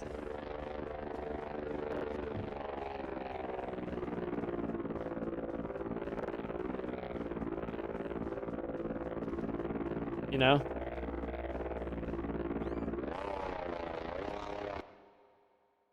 Blanky Fort, yes, exactly. Bonking units out of place.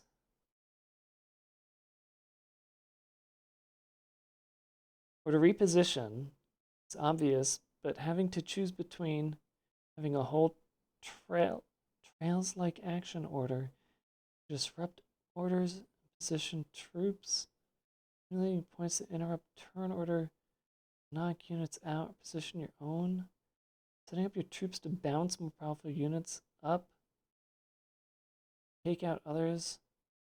It's a tactic.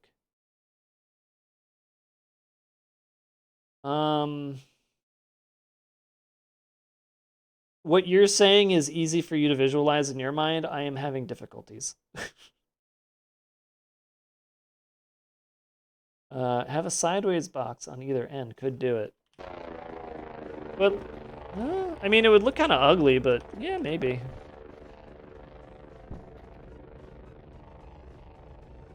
Game design in a nutshell. Yep. That is true. Like this, right? And then I have it like that. So then it's like kind of sticking out.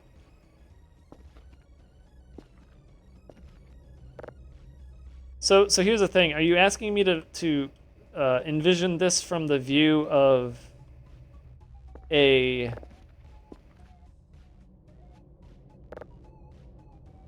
Fire Emblem game? Because I started off envisioning it as a pinball game.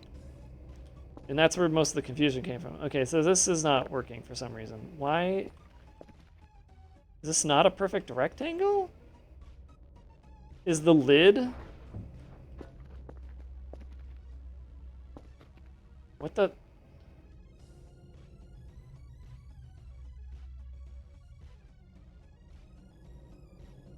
So it's not the same width as it is tall. That's the problem.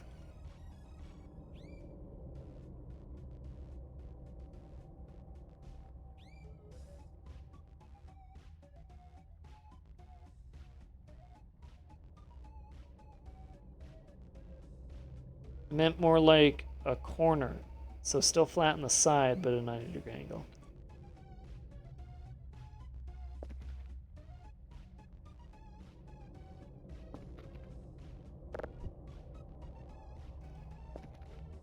Like that. Is that what you mean?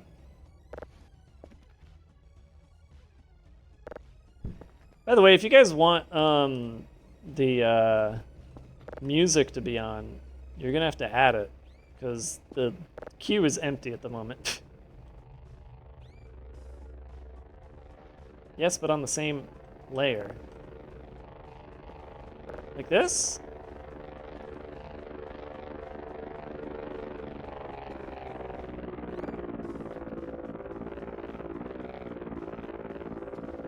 Is that what you're thinking? I don't actually know what you mean otherwise.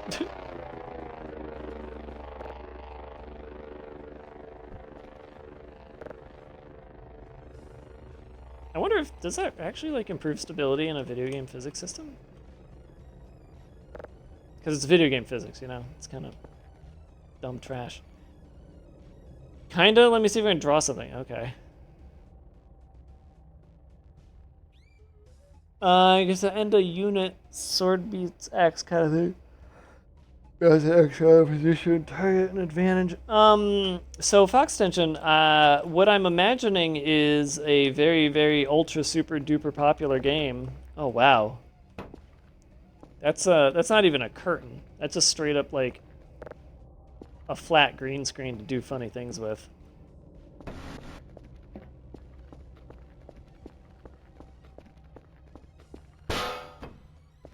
Of which I have no idea. I can't think of anything funny I would do with this.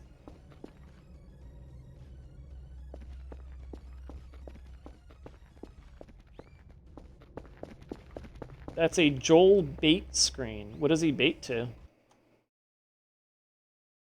Give me a moment.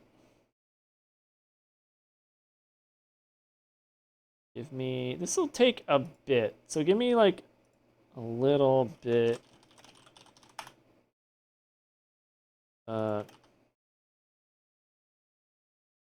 Because I don't actually have... Oh, you know what? No, I shouldn't do that. Hold on. What if I do this and I go... Oh, there we go. Yeah. Well, you're not supposed to just show the image.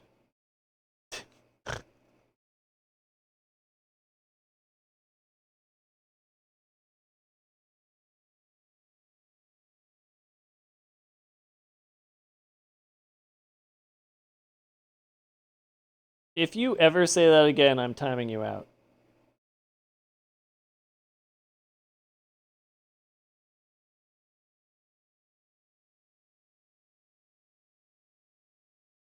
How do I... Wait, where do I... How do I do this? Is it chroma key?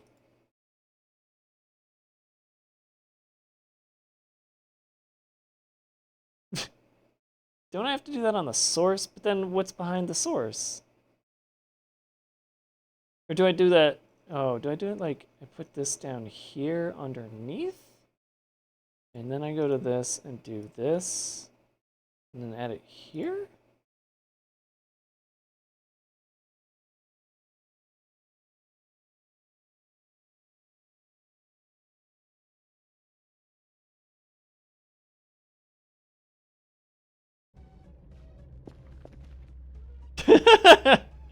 That's very silly.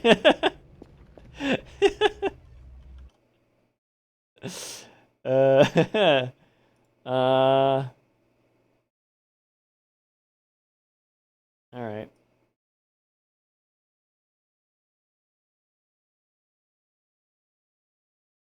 But see, now he's like, you kind of see him in some, and you But see, green doesn't work because now he's fucking up the rest of the game. So, like, no. No, we're not doing that.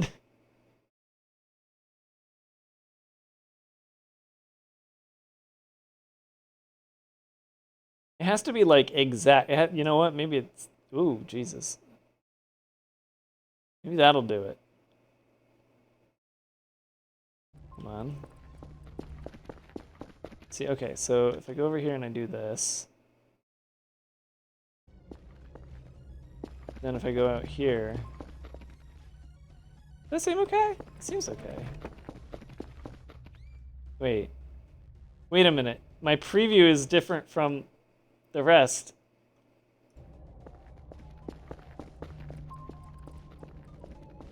Okay, wait, that's sort of like you don't see it, do you? Yeah, I think we nailed it. Although, hold on a minute. But if I do this, it's sort of showing through a little bit on this guy.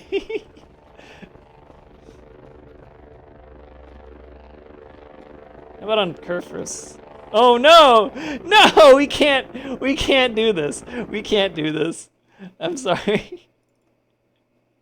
I'm sorry. We can't.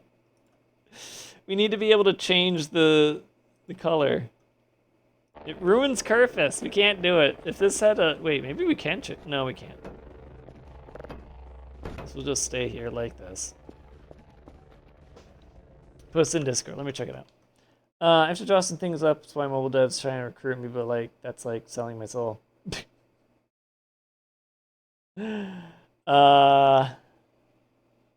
No, it's making money, not selling your soul.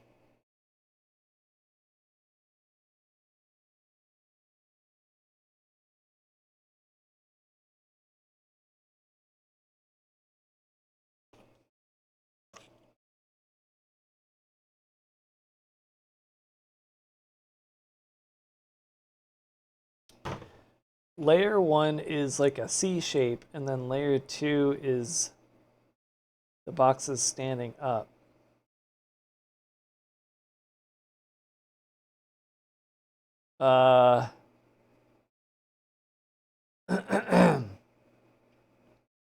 Okay, so this is, you're saying do this up against the wall, but then doesn't this leave like a gap? Doesn't that mean I'm gonna have an air-gapped fort? The whole idea of the fort is to be like a cave, right? It's supposed to be a man cave. It's supposed to be dark. That would be a top-down view. Oh, okay. But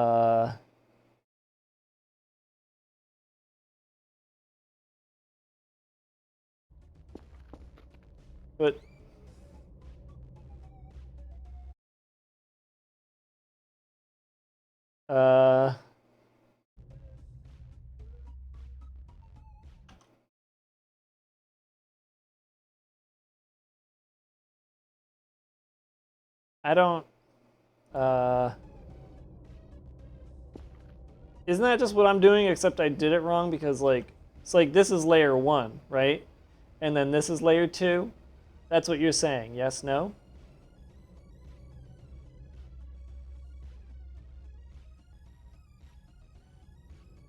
In which case, I mean, I'm alternating. Should be fine. Yeah, it's whatever. It doesn't matter whether I started with layer 1 or 2, as long as it's alternating those two layers, right? That's how I feel about it. Am I wrong? I might be wrong. I'm not a structural engineer. I'm not an architect by any means. But I feel like as long as you're alternating between the two, it doesn't matter which one you start with, right?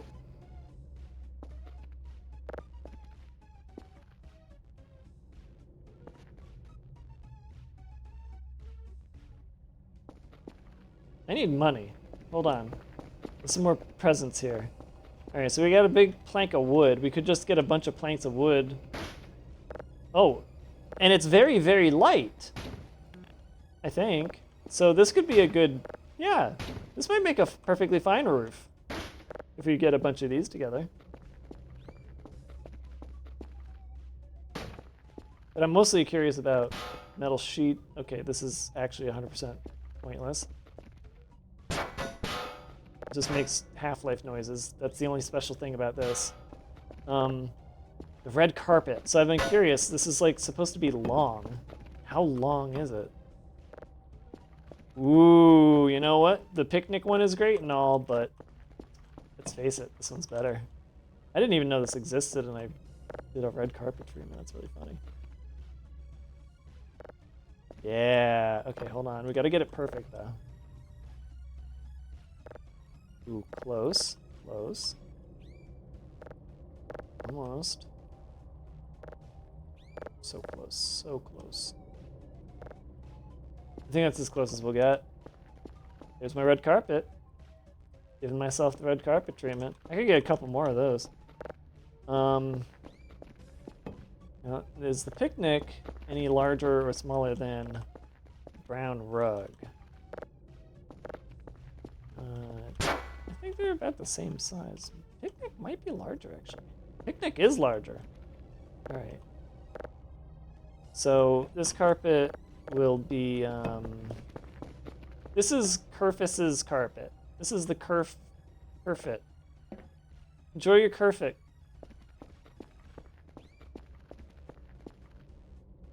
I don't know if that actually matters with video game physics. Yeah, which is what I said earlier, Nerdy. I was like, I don't know if video game physics care about this kind of thing. That's funny that you agree. I'm glad. Oops, this might have been an experiment in me over-engineering a cardboard box wall in a video game. It's entirely possible.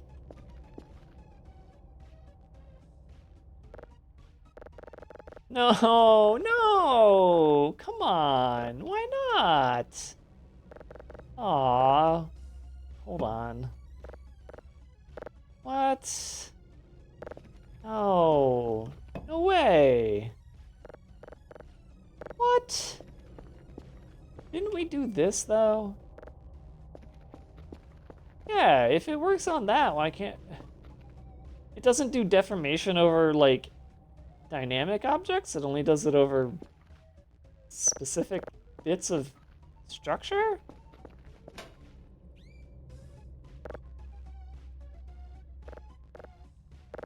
Aw, that's dumb.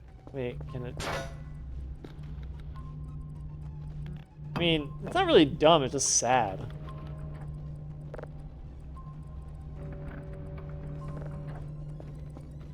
Like, come on! It does it over this pipe, and it does it really well over this pipe. Ooh, no, okay, it does it mostly well over the pipe, but still. 6, 2, 9, 7, 4, 0, 1, 8. Okay, sub 10. I haven't lost all my touch. Nerdy, it's okay. It's in the name. Gotta find a way to draw out the idea. Okay, so Fox, there's a game. I'm trying to remember what it's called. It's like Monster something. It's like the #1 mobile game ever made. It's the best-selling, makes the most money. It's Monster something. I think you described that game is the problem. Hold on. Mobile monster game money. No, not Monster Hunter, not Money. Oh God. Highest paid mobile game.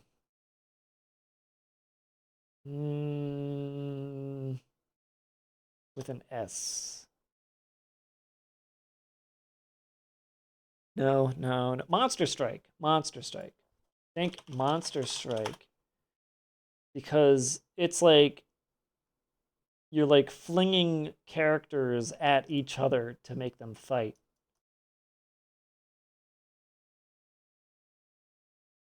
No, I mean, take it as a compliment, but take it as a bad sign that, you know, somebody already did it. God, that's so loud. Yeah, you should look up gameplay of Monster Strike and see if that is similar to what you want to do. It's not necessarily a bad thing if you do to make a better version, but at this point, it's so high selling. Knock them out of position. It's about positioning.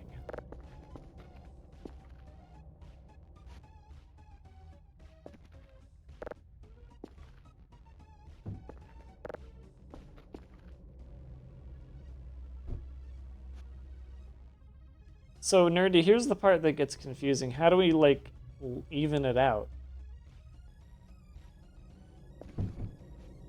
We, like... We've turned this game into Lego. You realize that, right? Like, we're not even playing the game anymore, we're just, like, putting together Legos on a stream. How do you, like...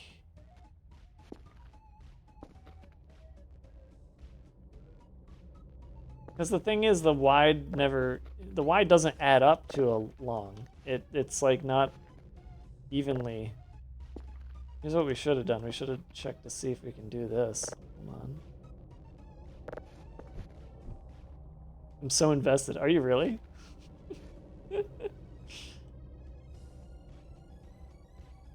I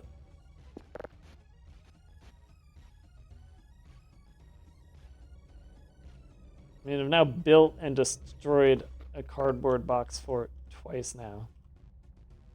I was working on the mental assumption the boxes were 2x1, but they aren't. Yeah, so was I, to be honest with you. It took me until this moment to realize, oh wait, they're not.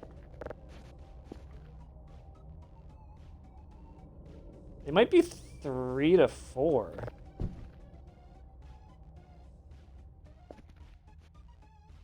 They're like almost 3 to 4, but they're not quite there. Wait a minute. Maybe we can make this work. Hold on. And this one's kind of janked out a little. Hold on. Yeah, no, they're 3 to 4. They are 3 to 4. So, I don't know how we make that work.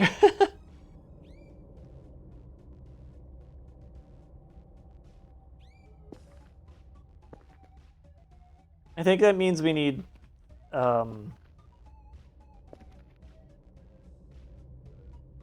rotating at 90 degrees on its side, make it small enough. That's actually even more messed up. Is the side doesn't actually properly go halfway either. It's just barely not, which means it's actually more than 3 to 4.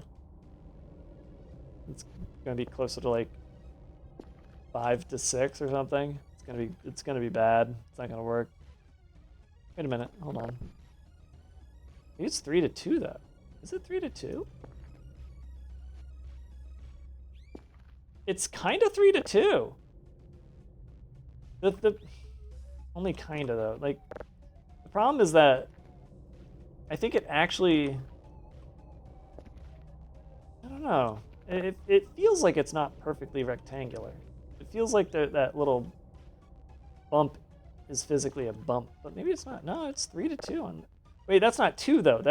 It's 3 to 1.5. Oh my god, this is a mess. I don't think we can make. I don't think there's a way to make this work. I'm gonna be honest. That not like that. No.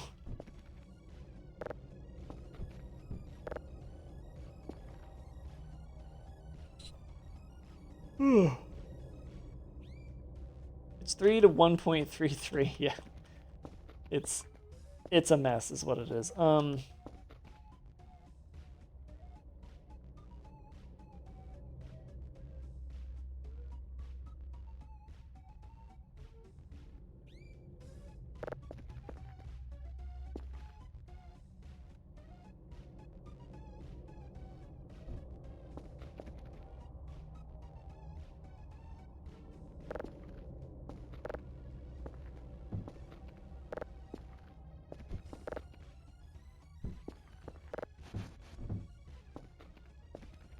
Damn it. Okay. So if we go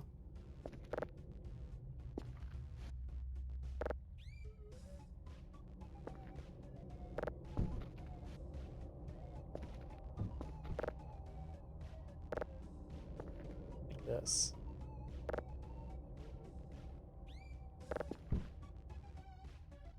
Oh no, I'm quickly losing viewers. Oh no! Wait, I've been playing for 2 hours? What? Where did those 2 hours go? What time is it? Hold on. It's past midnight. Let me check something real quick. Let me check something really quick. Oh no! Oh no! It counted yesterday. Oh no! I didn't want it to count yesterday. Oh well. Achievements. Yep, 72. Oh well. Okay, back in the game.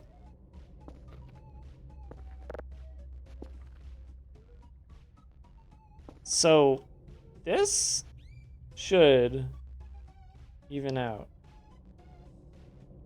I think.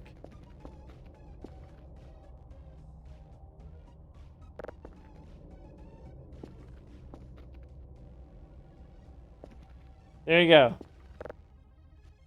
It's so fucking messy, but it kind of looks like it's gonna look like a messed up castle or something. More people are quitting because I'm talking about viewership. It's great. I love it. Okay. Wait. We still need to do today's work, don't we? I didn't do... Did I do today's work? I didn't. Okay, so we need 2. Let me just get 2. I'm too tired.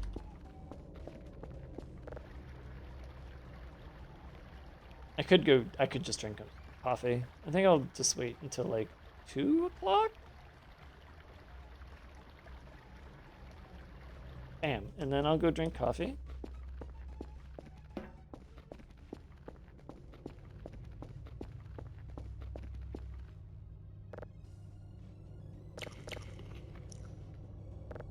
And...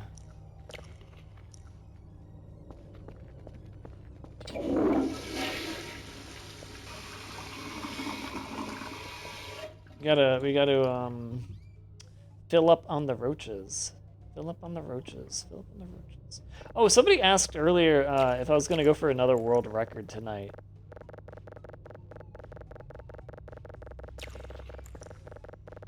I don't know. I'm not... I might do 1 run. I feel like I'm getting closer to like mastering the maze.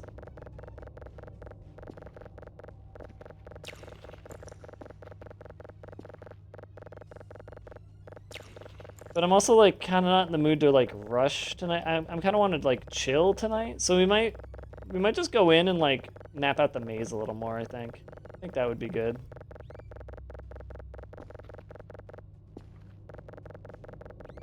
Cause like people who come in are like, ooh, Voices of the Void, and they see me like in the middle of the tutorial secret. They're like, what the fuck are you doing? I think that's always fun. I like the reactions from people who don't know about the tutorial maze.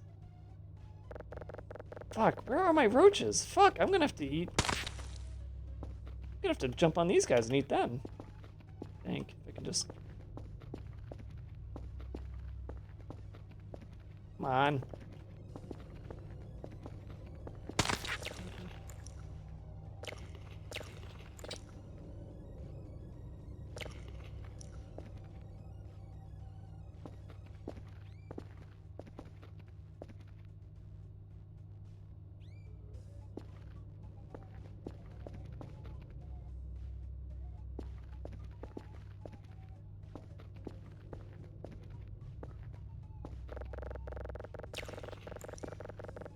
Ugh, ugh. Did I ever get to the second generator? I think I forgot. I did. I forgot. Ugh. King Roach is looking nutritious. I am never eating King Roach. How dare you? I might eat Queen Roach, though. That's always a possibility.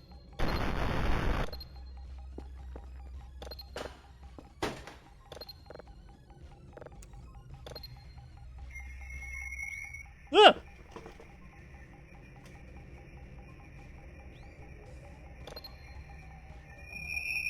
Ugh! It's the worst. It's the absolute worst.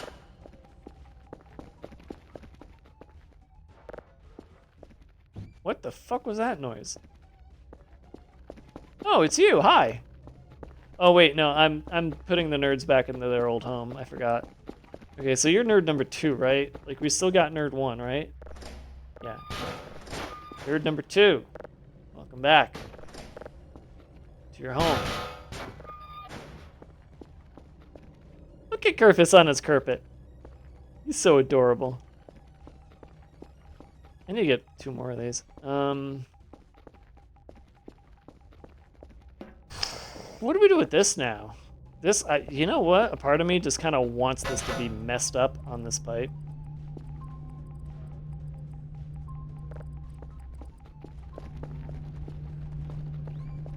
It just seems funny. Like, that'll confuse people when they join the stream. I think that's actually like the biggest get I want from playing this game, is confusing people who think they know everything about the game and are just watching other people.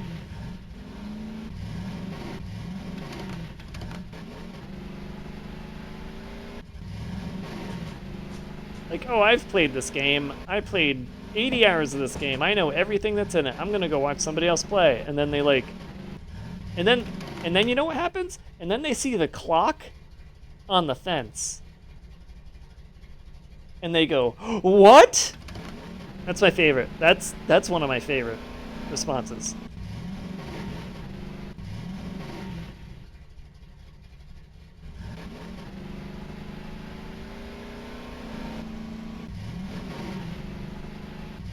Ah!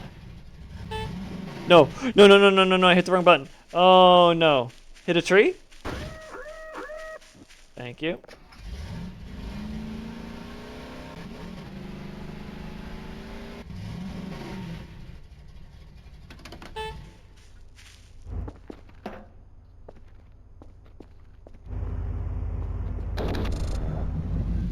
I forgot, I actually have a lot of trash to clean up and sell. Forgot about that. Oh, buckets. Buckets are cursed. Buckets have to go away. Buckets have, like, issues. I'm gonna sell that one. Why can't I unduck? Wait, what? The fuck? Oh. I just go through these. Okay.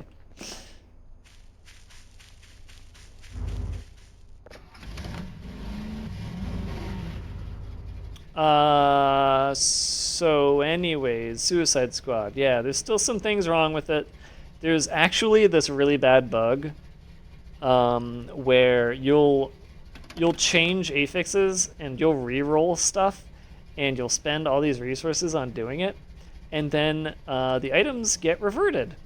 After you make them perfect, they just revert. And it's like a bug that is not uncommon. And it's really, really bad. And it's really, really sad. So they need to kind of fix that bug, like, immediately. However, I believe, I'm not 100% sure, but I believe the bug only happens when you use a special end game not optimizer, an end game modifier. So as long as you don't use that end game modifier, you can still reroll stuff. Yeah, it's weird. So they need to fix that. And yeah, you know, just in general, being able to play offline would be nice.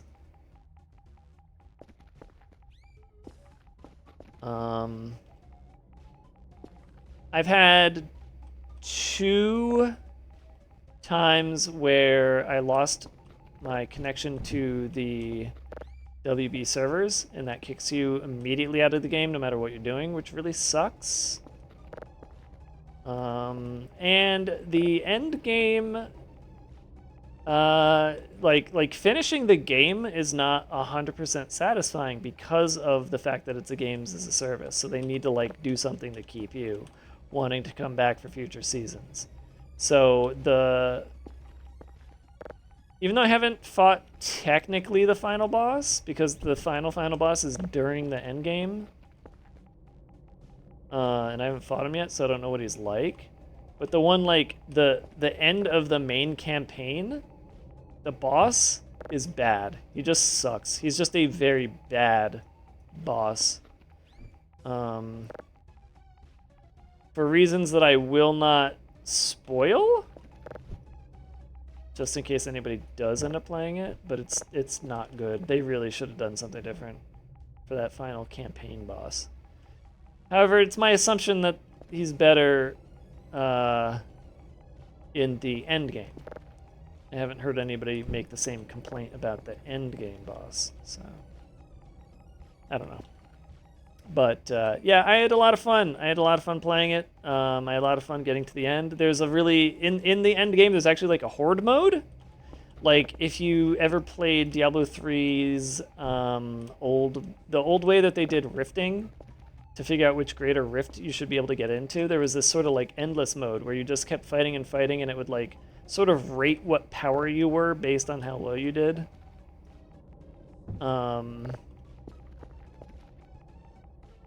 And they kind of have that.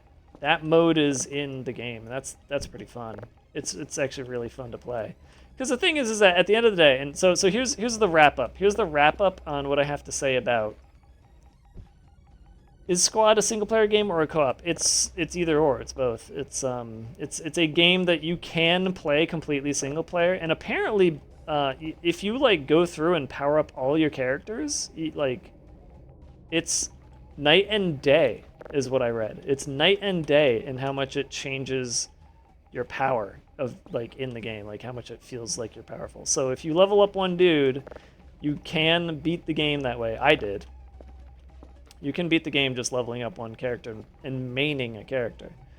But apparently during the end game stuff, when you're trying to like just climb the leaderboards and figure out how powerful you can be, leveling up everybody in your squad can make a large difference in how high you can go. But that's for people who really want to do it. You know, it's not by any means the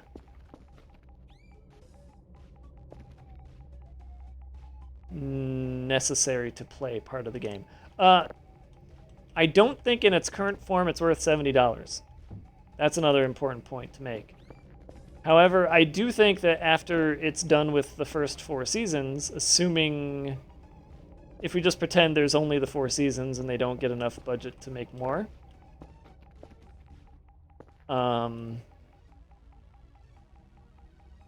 think then it'll be like a $70 game.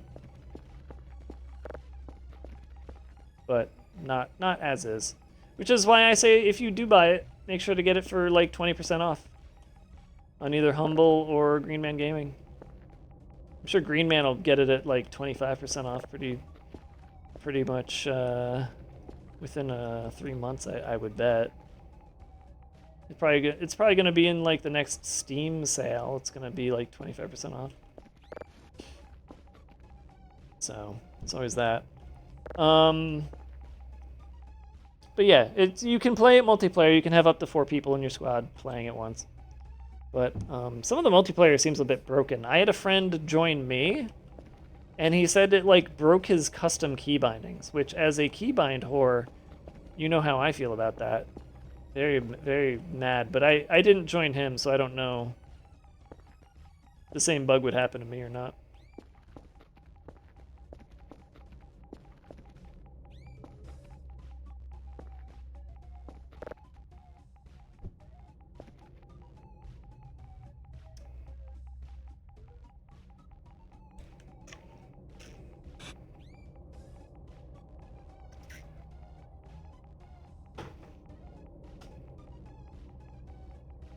Is he the kind of boss that just micromanages you the whole time rather than actually helping? Very funny. Very funny.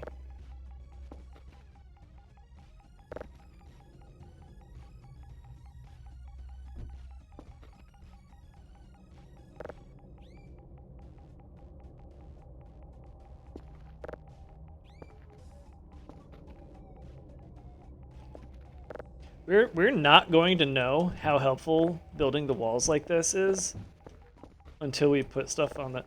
I think we won't know at all because I'm gonna just like put the fucking wooden planks as the roof, and they're gonna be so light that nothing's going to move when I place them. So I still didn't do today's work. Hold on. What was it again? 2 or 3? It's only 2. Okay. Did we get... Are we... I didn't... That's right. I went to ping and then I went to sleep. And then I went and did the generators, that's right. Ooh.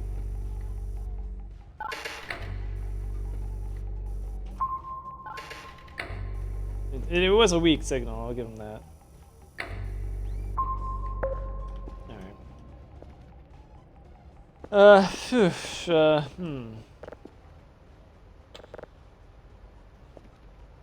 Oh, Kerfish! Kerfish. I have something for you, Kerfish. If you'd be so kind as to get me those hash codes, please. Thank you! You know, they should have... They need to add a feature where, like... Kind of like how the Roomba has a home station. Well, the Roomba in this... The Broomba also needs a home station in this game, but Kerfus also needs, like, a thing to come back to. A station. If I could have him always come back to the carpet, that'd be awesome. What if you put the planks between the boxes?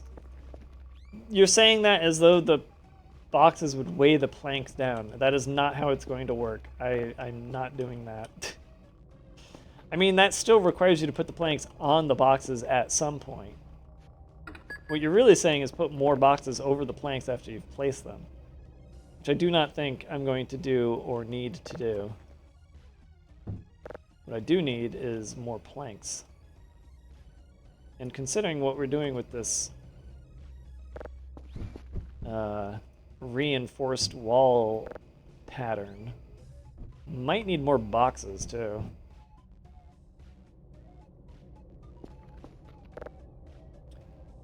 I'd love to have a desk or an idle area that Kerfus sits at. Yeah, that'd be awesome. That's an odd bug. So yeah, I think it's a funny bug, because what that means is that Rocksteady really doesn't know how to do internet play, and they went with some kind of API that possibly takes like some settings in the game and makes them shared between two players. Almost like turning the multiplayer into a screen share type play. I don't know how to explain it. I don't know why any setup would do it like this, but yeah, it just feels like the API is really stupid for whatever internet multiplay, internet play, net play, whatever net play they're using. But it's very funny. In any case, yeah, game's not perfect. It's a little too late on content to justify the full price. Everybody who's beaten the game at this point and has played about 5 hours of the end game, as much fun as they're having, as I am having, we really want the first season to hit already so that we can have more things to do. It's pretty obvious how they're going to be adding new content and how it will allow you to have more things to do, because all of the old content will always be useful. That's actually one thing that I think is worth mentioning is that all the old content in the game is actually going to continue being useful, which you know, a lot of other games kind of fail at.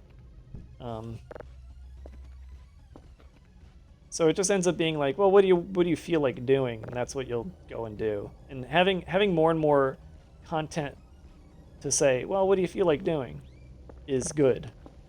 So hopefully, nice little rainfall. I should get a spotlight.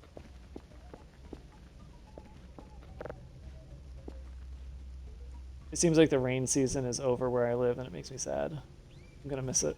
I really enjoyed it.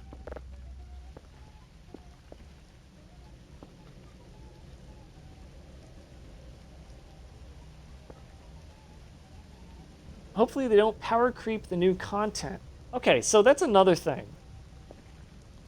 Oh, you know what? You just reminded me of another thing. Okay, let me talk about the other thing first. The way that the game is built, there is never a point where it turns into Assassin's Creed or any other Ubisoft game where you look at the map and it's got 100 icons on it, and you can do something, and you have to go and touch every single icon. That doesn't exist in this game. Even though it's an open world game, with a map, with important things on it, it never gets into the Ubisoft territory of way too much shit. It's really, really good at that. It's very, very good at that. So good on them for not falling for that dumb shit that everybody kind of falls for now when they make an open world game. Oh, it's lightning. Yeah, Captain, I started the stream off saying that I've been addicted to Suicide Squad for 3 days and had to justify my actions. Hopefully I've explained it. Hopefully anybody who stuck around for the entire thing now understands. But yeah, if we really had to, like, if we took everything I said and boiled it down, it would be, I don't care about comic book shit. I think the writing is par, and it never makes me cringe or roll my eyes.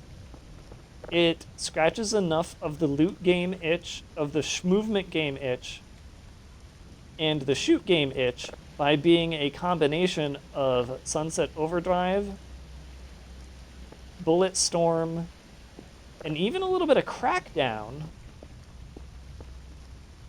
and thus ends up being a pretty decent title to play.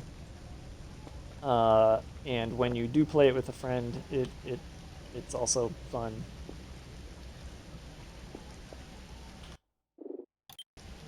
All right, reinforced walls. Just in time. Thank you.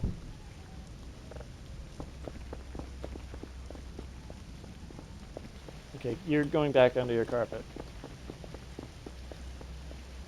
Yeah, it'll be, I'm certain that it'll be on sale within 3 months, and I think that you should 100% pick it up when it's $50 or less. Keeping in mind, I paid, what, $53 for the sale I got, so.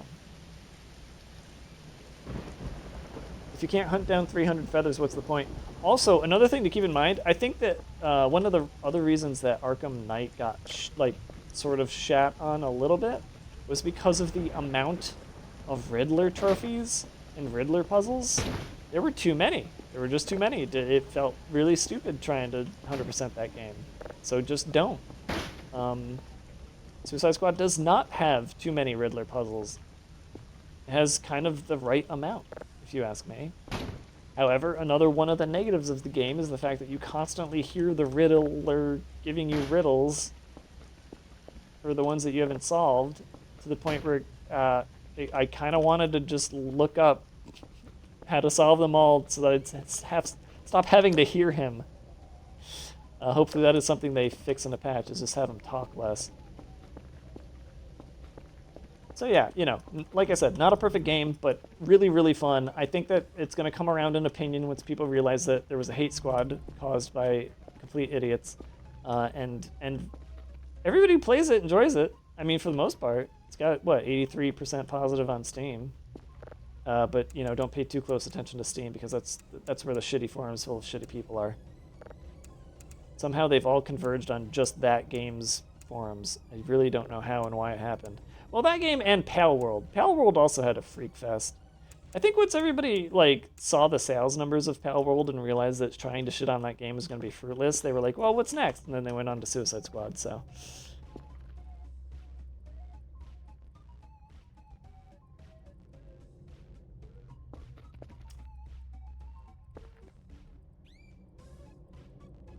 Too many mushrooms. No, I didn't mean to collect. Oh no! Oh, how do I put them back? Too many mushrooms. Too many mushrooms. It's actually not hard. It's very easy to put them back.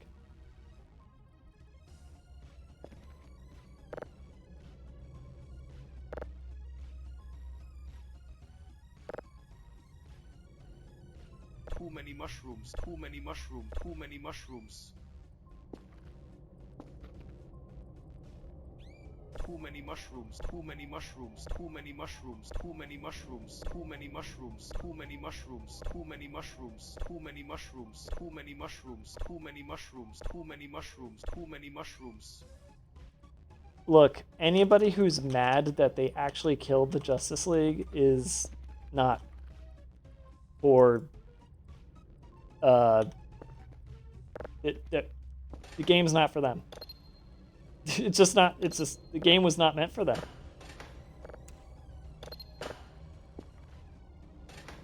The other thing, okay. One of the detractions that really, really tickles my funny bone. Some people are like, well, why didn't you just make a Justice League game?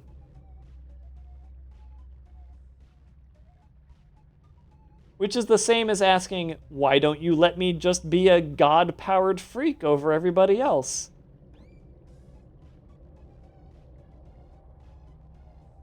Why don't you just let me play as the most boring characters in the DC universe? Gee, I don't know, guys. I don't know how to respond to that. I don't know how to tell you your idea is so incredibly fucking boring. Oh wait, yes I do. Your idea is so incredibly fucking boring. Oh wait.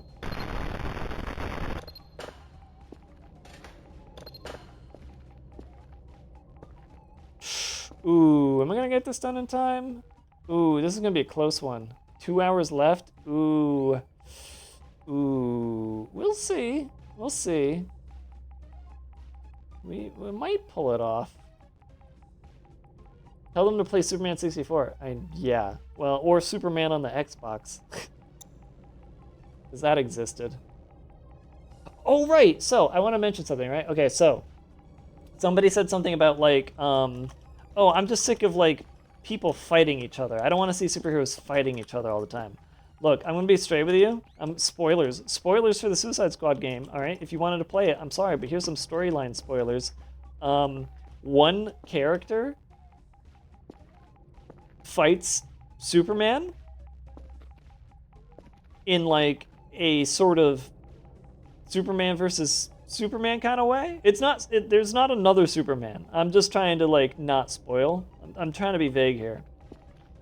But somebody who can fight Superman does fight Superman, and this occurs, like, in the skybox, around the city, around you, as you're in the middle of a mission.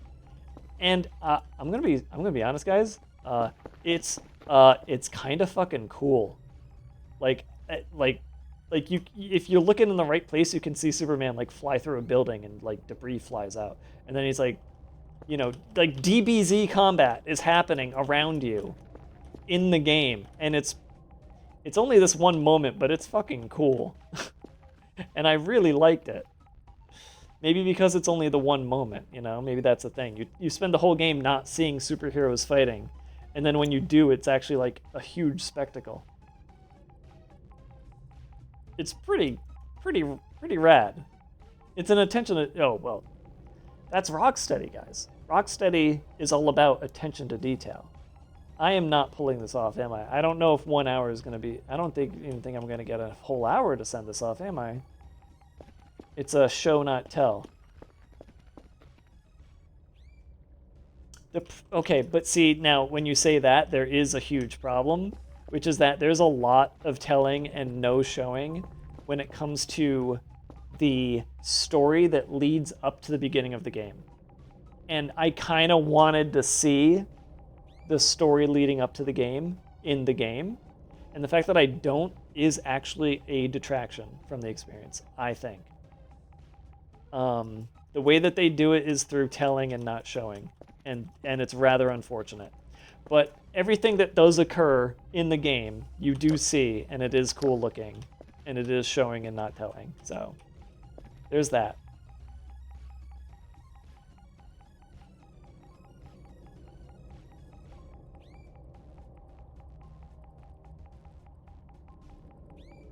Yeah, I never watched the Superman movie is the thing, so I don't know. I don't know how it compares. I'm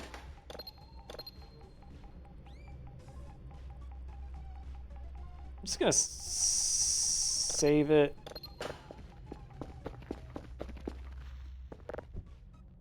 All right, can I do this? Will it do it in time? Will I get it in time? I don't know. Let's find out. Let's find out if 55 minutes is enough. Alright, I saved it off.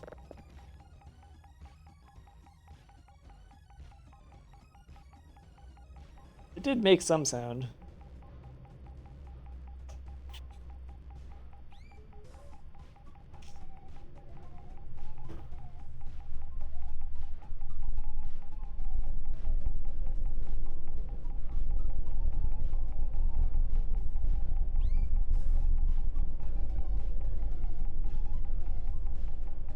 Okay, it was just like somebody tapping on the microphone, no big deal.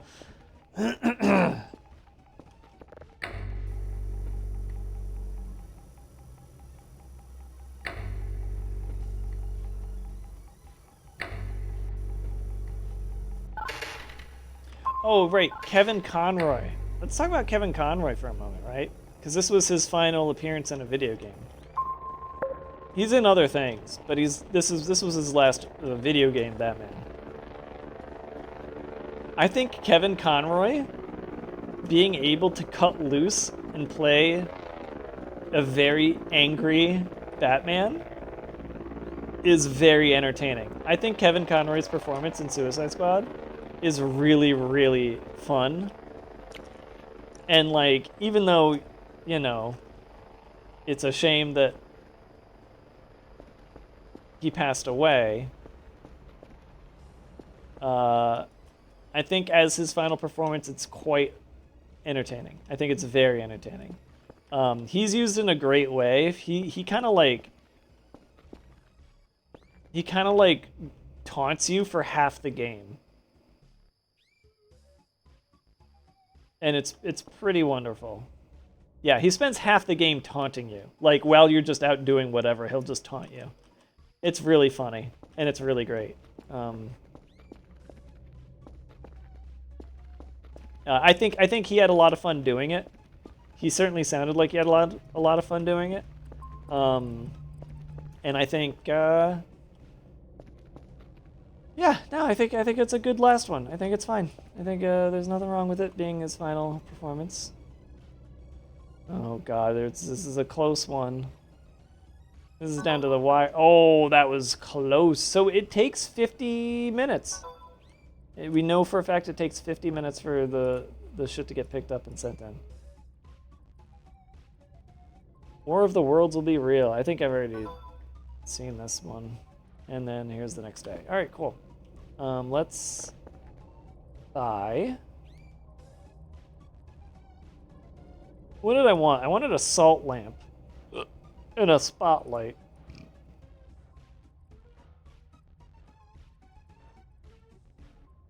Holy shit, spotlights are expensive. Salt lamp can wait for later. Wait, no, but then we need the tripod too.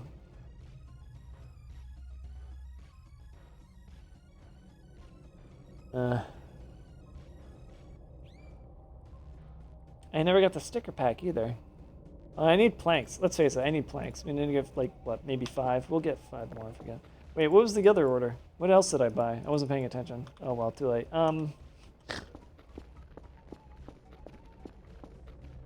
Like Mark Hamill letting loose with the Joker.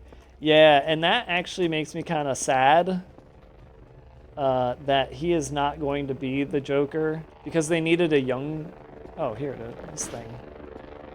It's just the fucking... Oh, I know this piece of furniture. I have some of this piece of furniture.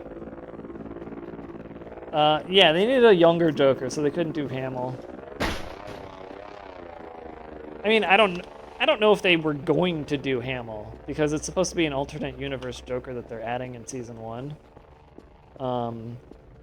But that's another thing that I think is worth mentioning, is the fact that the seasons are free, and each season will have a new character to play as, and they already have 4 characters in the game who each have a unique play style, and every character they add over the seasons apparently is also going to have a unique play style. So, like, it's gonna be kind of like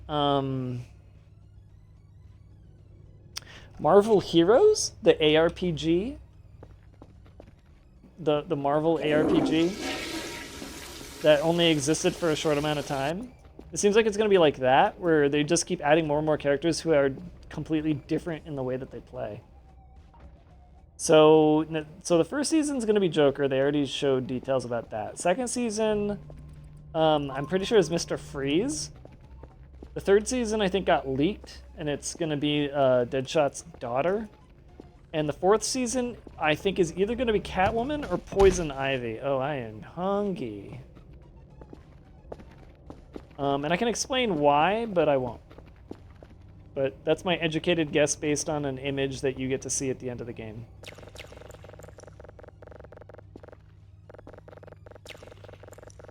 Wahlburgers. Mark Wahlburgers.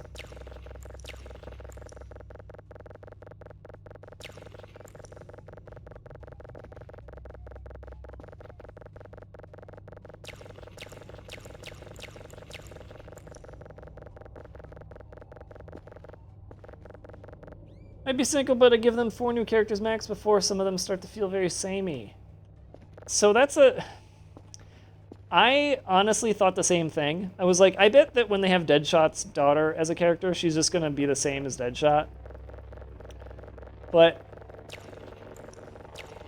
I think that Rocksteady understands that if they do that, if they don't make every character's movement unique from each other, they're going to get called out for it.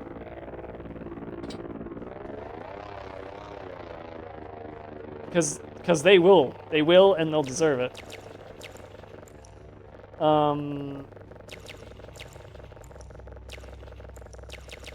Because I think that's where the strength of the game lies. It lies specifically in the movement tech, and not in the guns or the loot, not in the synergies. I don't think that's where the magic is. It's in the movement, the flow. I forget if I even talked about it, but basically, like, the flow of the game is the flow of Sunset Overdrive. That's why the whole Sunset Overdrive 2 thing is important. Because Sunset Overdrive is all about the flow of the combat and the movement. That's what made that game great. That's what makes Suicide Squad great. It's all in the flow. Just, that's really it. It's all the flow. So I think that Rocksteady understands that's where their strength is. That's where the draw of the game is going to be and where it's going to stay. And not keeping up with that with each season is going to be extremely detrimental. This is great. What about soft serve? Is that what? I don't know. I don't have any history, so I don't know what that is. I don't know anything about DC stuff other than what I mentioned earlier in the stream, so beats the hell out of me what you're even talking about.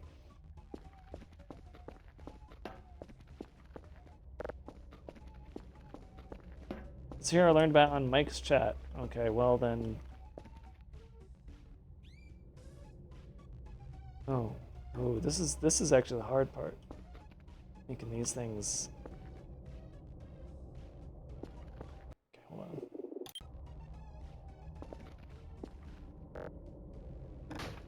Okay, never mind. That's actually easy. But I will need more planks, I think.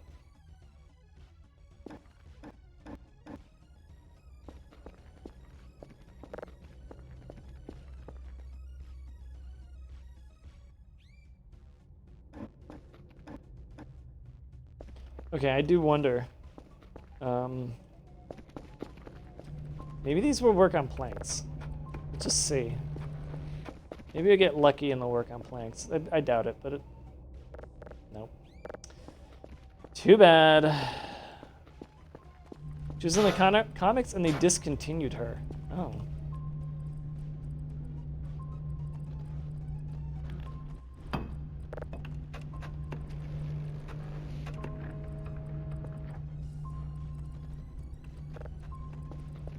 Oh, that looks even better than it did before. It covers it way better. I'm glad I did that. Oh, and there's no bug at the end? Oh, that's like perfect. That's great. Any of these near? Oh, this one's kind of near a camera. I don't know which camera that is, but it's near one. Maybe we can finally see something.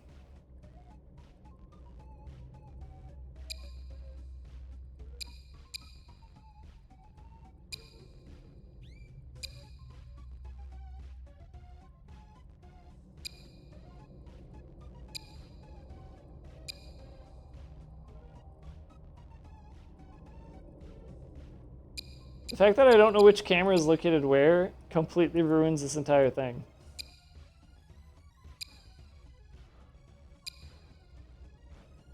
Because I don't know where do I need to like look around to find the alien. It's like it's near this camera, but which one is that camera? I don't know. No, no, no.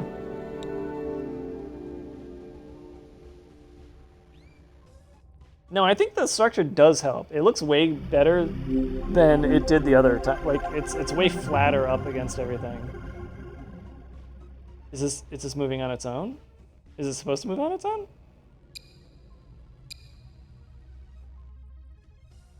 Do they like move where there's movement? Are they like focusing on aliens?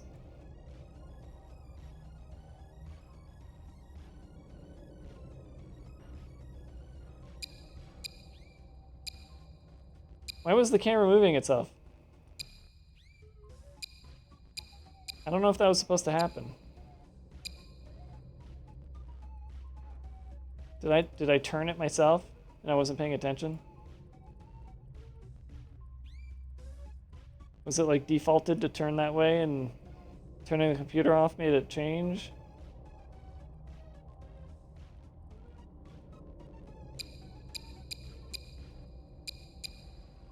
I needed to name the cameras after the coordinates they were at. I fucked up. I really don't feel like fixing it either. Oh, and he's so close too.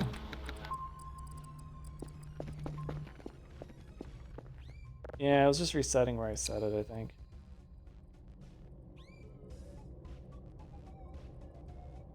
Like, I also don't know which direction it's pointing in. So I need, like, coordinate and direction it's pointing in order to use this effectively.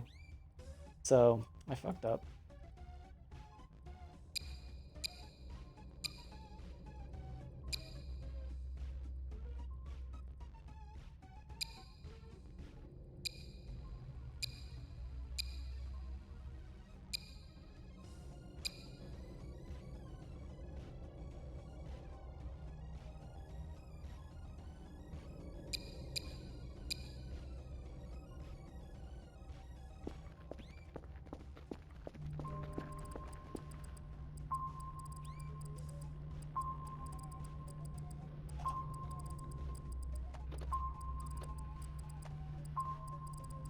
Oh, that's probably a tree. I need way more planks. I did not get enough.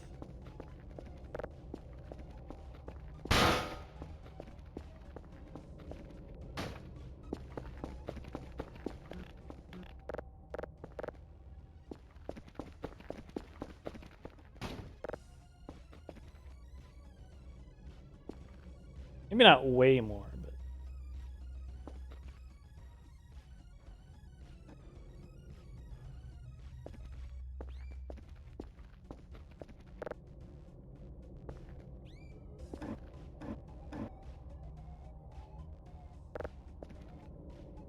What do you think? How many more?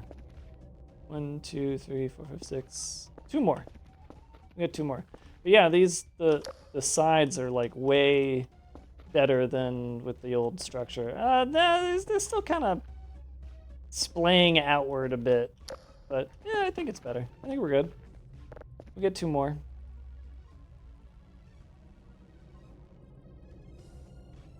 Wait a minute. Hold on. Wait. Could I have just done this? Hold.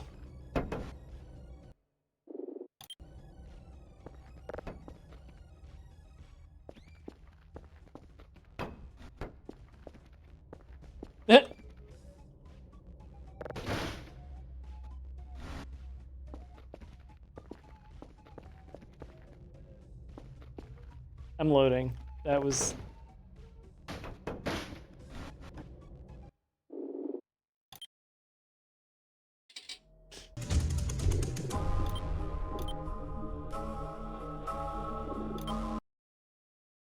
I saved recently, it's fine.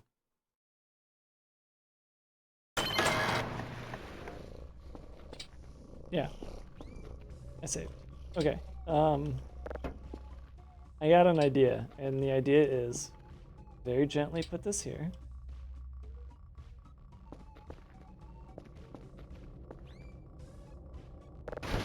Damn it! I want to do this. Okay, never mind. I'm not gonna do this. It's too easy to like break everything if I do this, because it wants to flip it as soon as I pick it up. Or it doesn't collapse and reload. Yeah, no. We've got a pretty good history of the reloads being good. So what I was thinking was like, and then what we do is take one of these, make it the entrance.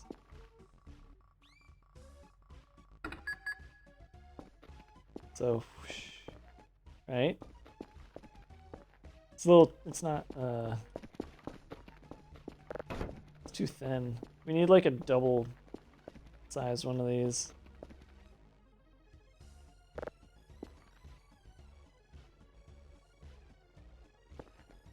Yeah, it almost works. Oh wait, what if instead we do it like this?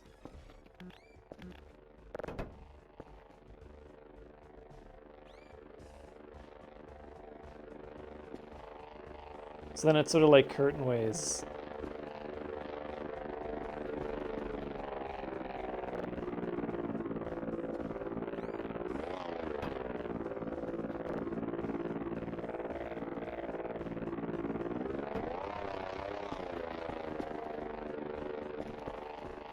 What if you use nails? No, nails barely work in this game. They almost don't ever work actually. There's so many things that won't allow nails to work on them. It's terrible and I hate it.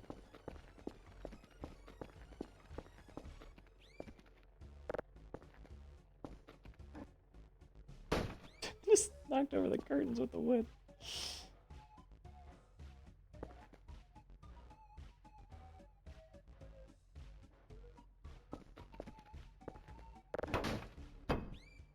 Interesting interaction. All right. Okay.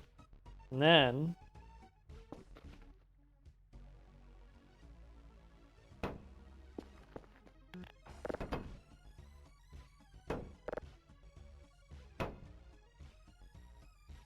he's a happy curtain. Oh.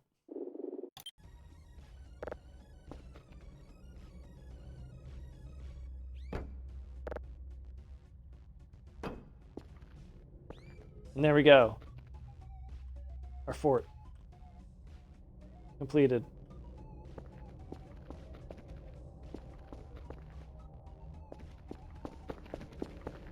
Perfect, come here. No, not patrol. Not patrol. Follow.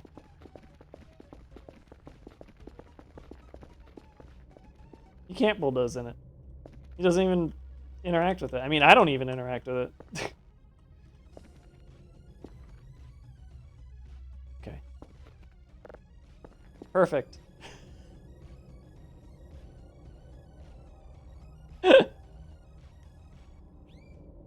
It is now Kerfis's kitty hole. Or something, I don't know. Do I interact with... I don't even interact with the wood. There's literally nothing in here I interact with. I can just jump through the whole thing. Woo! It's fine. It's what makes it funny. It's the Kerfis Clubhouse.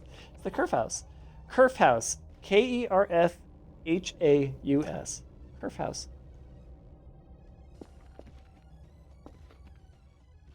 All right, well, that was an accomplishment, I think. I'm too tired. We need to get out there and put the clock back up.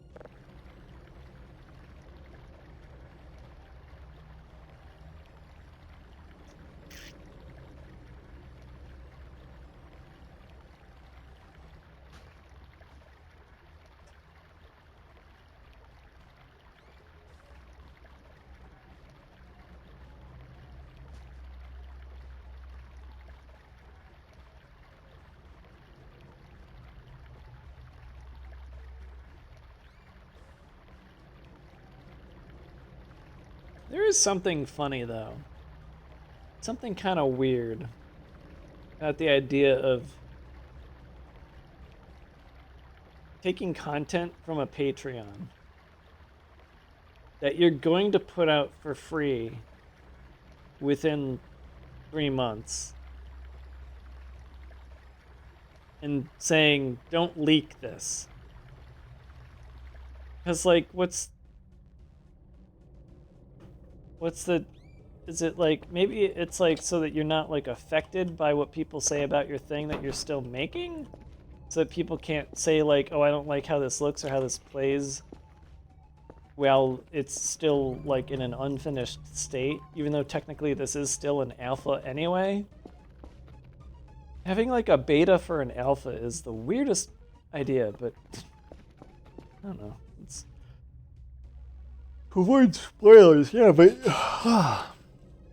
But if you want to avoid spoilers, then you just won't go and get the thing and play it and stream it.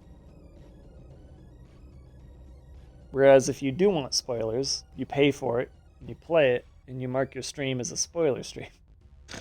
I don't know. I can sort of understand it. It's sort of a weird dichotomy thing. Like, on the one hand, it's all gonna be free, and it's all coming out soon. Why does it matter? But then it's like, well, people are not going to expect to see it. And so if they see it and they get spoiled, they'll get mad at you. You know, I get both sides. Better to just stay safe, not even bother. I mean, hey, going the route of not getting the beta and streaming the beta just means I don't pay money for a game that's currently free. So, no big deal. Hey, you like it in here, buddy? It's a little short, isn't it? Yeah, it's a little short. But I don't know. I don't know if I'm gonna make another story for you. Maybe I will. Maybe on another stream I'll make another 2 layers or something. But then again, if I make another layer,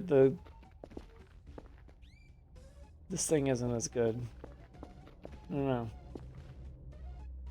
Some people don't read. True. Is there a reason the fences change every time you load? Well, think about how speed tree works, right? Speed tree doesn't save a tree before it builds a tree. Speed tree saves the idea of a tree and then builds the tree from that idea in order to build the tree. Because it's cheaper to have an asset that is the idea of an asset rather than being the asset. So the fences very likely are just built the same way Speed Tree works. You just tell the game, okay, you're going to put a post here, and you're going to put a post here, and you're going to put a post in between, and you're going to change the height of the 2 posts and have the angle of the thing be a certain way, and just generate a fence based on that.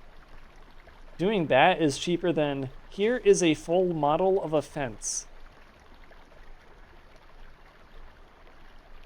And now here's another full model of a fence, and here's another full model of a fence, and here's another full model of a fence, right? Because the thing is that they have to look different. They have to look handmade and hand-built, and otherwise it'll just look like copy-pasted assets.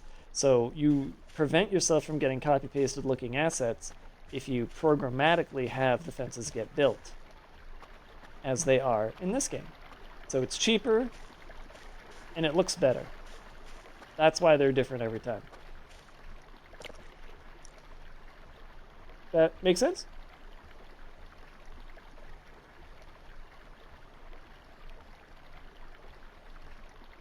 This topic has been going for a few hours. It is about this game. Yes. I was talking about the beta for this game.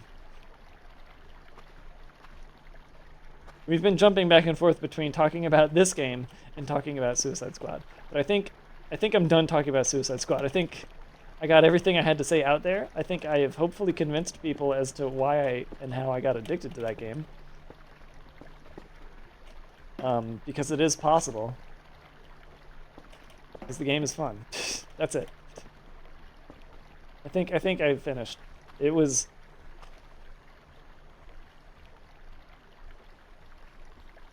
Sunset Overdrive 2 with a little bit of loot. The end. All right, there you go.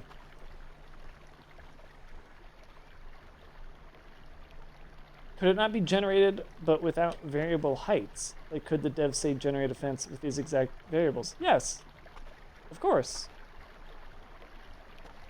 But with the different heights, it looks more handmade, man-made. Like, it's not even just heights. It's also, like, probably the angle that the post comes out of the ground is also changed a bit. And it's just connecting 2 points and generating the rest off of that.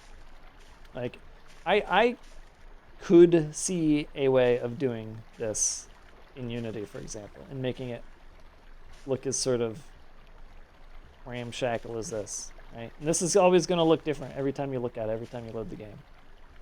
And it's going to look handmade and not copy-pasted. If you make all the heights the same, or all the angles of how they're plopped down the same, you're going to see that sameness between all of them, and it's going to be like, huh. It's kind of like not realistic for what's supposed to look like something somebody made. That makes sense. Like perfectionism versus what's the term I'm looking for?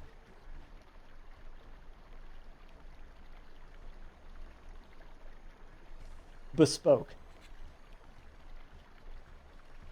It would feel slightly lazy if it's copy-pasted. Or, yeah, it would feel copy-pasted if it looked like that. Yeah, true. Which, you know, like, that's not always horrible, right? Like, this is obviously, like, 2 textures right here being repeated over and over and over. Like, why is it that the fence gets to have this, but the texture on the building doesn't, you know? It's about vibe. It's about feel. I don't think anybody really cares that the texture on the building is the same 2 columns repeated over and over, but maybe nobody cares that the fence is different every time. It's just, you know, it's just what the developer felt like doing. I could see like having programmatically generated fences being a fun little thing to do for a programmer, right? Like, I could see a programmer seeing that as like a fun task to do for the sake of making it look better. And then ignoring some textures elsewhere, right? Yeah, it's just a small, cute detail. Really. And if anybody loves small, cute details,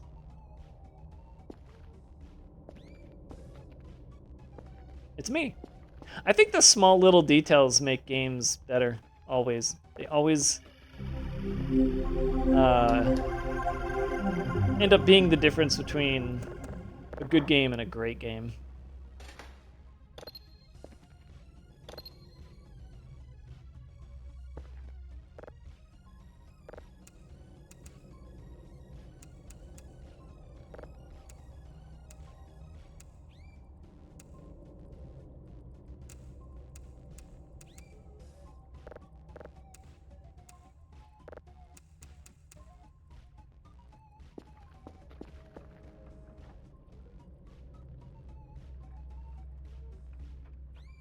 Didn't notice until he pointed it out with the fence thing.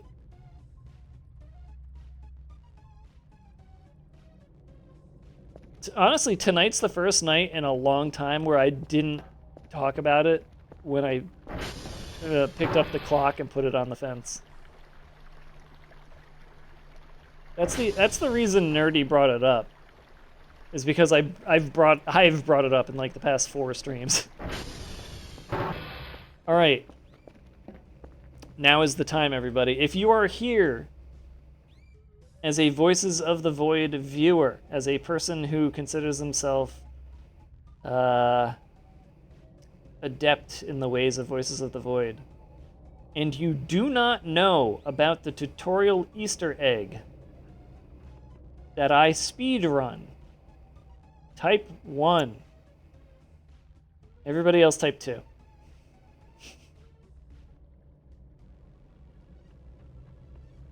Oh yeah, no, Nerdy, that's, yeah, no, it's a perfectly fine question to ask for exactly that. I know, I actually didn't even assume you were, like, critiquing. I assumed you just wanted to know.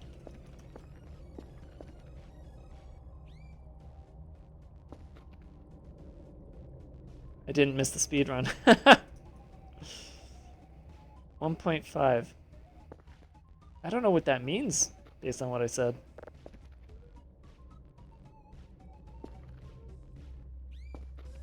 Charlie ran into this Easter egg, right? If it's yes, it's that one. All right, only Squirrel Cabinet said 1, and I don't even know if they're... I think they're lying. I think Squirrel Cabinet has seen me do it. All right, well, you heard me and Jelly talk about it. You watched the speedrun, but you've never seen the egg. All right, we're gonna do like 1 or 2, maybe. Actually, I said I was gonna do the map. I was gonna try to map out the maze. No, I'll do a speed run, and then I think we're gonna kill it.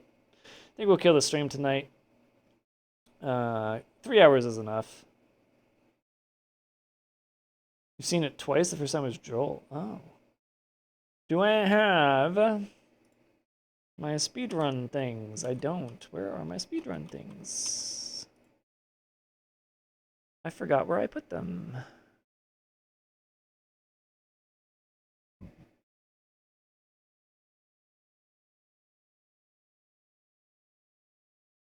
Does anybody remember what the program is called? There it is, Live Split. Okay.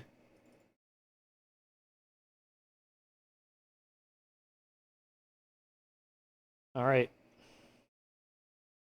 Don't forget to run an admin. Oh, good point. I did forget. You know what? Let me go into properties, compatibility, run this as administrator. Okay, now it will always run as administrator. Wait, I didn't mean that. Reset. There was a new one. I think I messed up the splits though, so.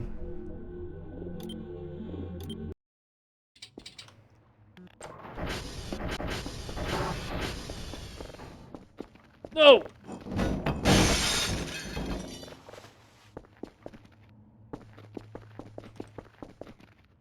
Oh, wait. I don't think I'm gonna get a new, like, run on the first try, because this is the sort of thing I need to, like, warm up on. But...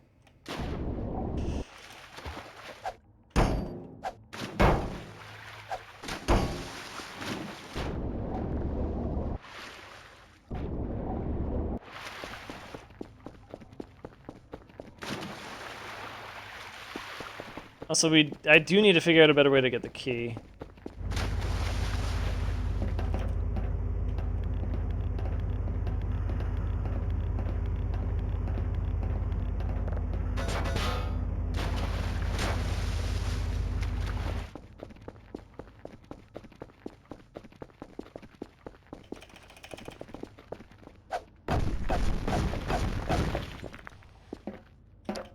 Also, I haven't practiced at all, because I don't care enough to. I mean, I'm the only person running it.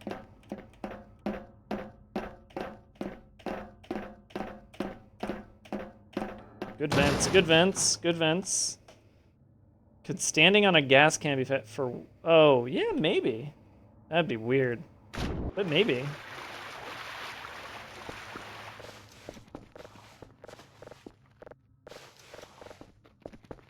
I forget what to do next. I think it's grab this thing and then bring it up. Yeah? Yeah, I'm pretty sure that's it. Let's grab this one and bring it up.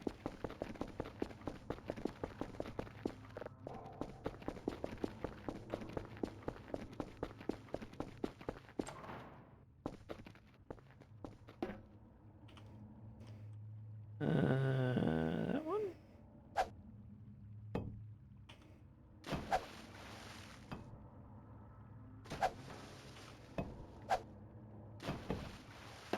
Took a while.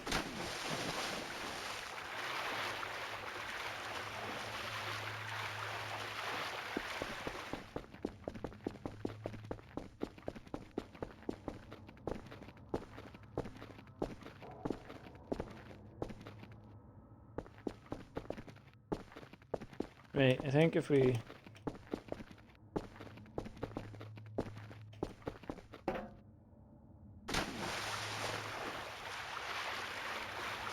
Ugh. Yeah, water's gotta be slower.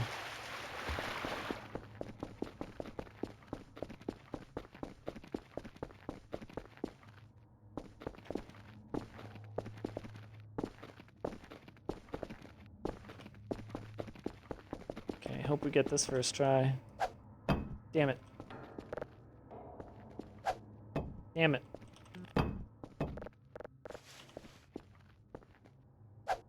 There we go.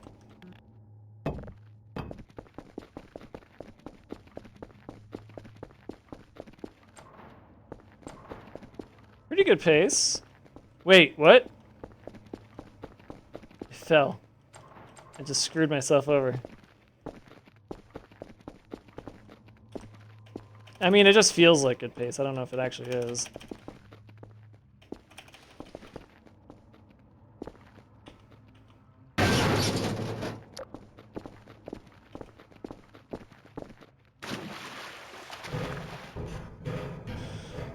Oh, I forgot to hit the thing. Whoopsies.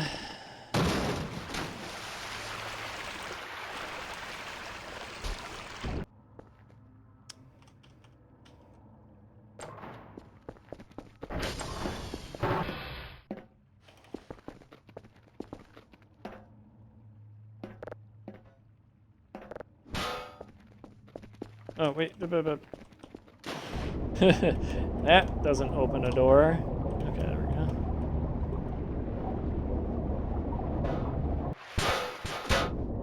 go. Did I do the shapes in the right order? I feel like I did.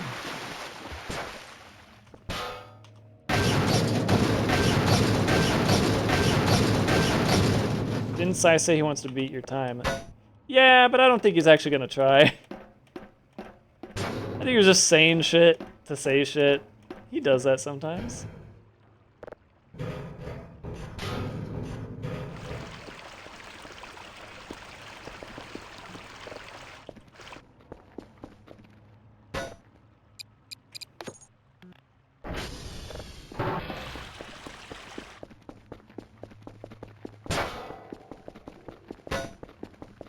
I think he would do it if I did Mario runs, which I don't want to do, so.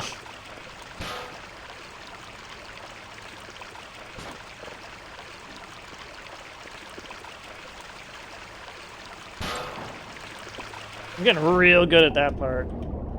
That's the part that's like the hardest part, and I feel really good about how good I can do it.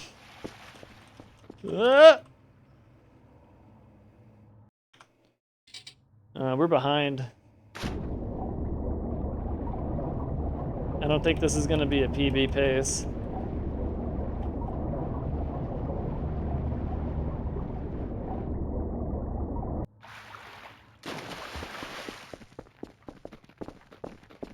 Okay, so we take the first left, and then skip all of these, take the next left, and then take the far left, and then it's hold left.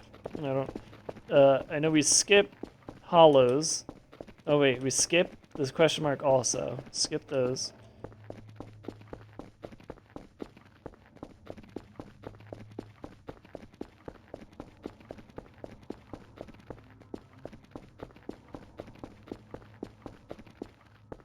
Okay, so that long hallway there could be skipped.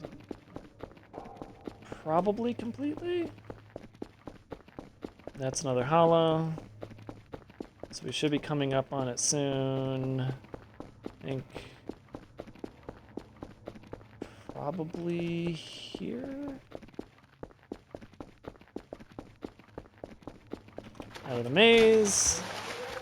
Behind by about 25 seconds.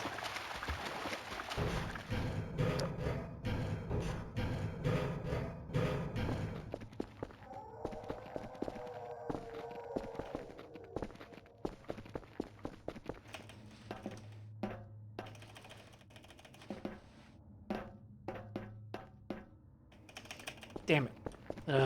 I wish there was a way to, like, actually perfect that particular thing. There probably is, I just don't know it. Aw, come on, man! That should have counted.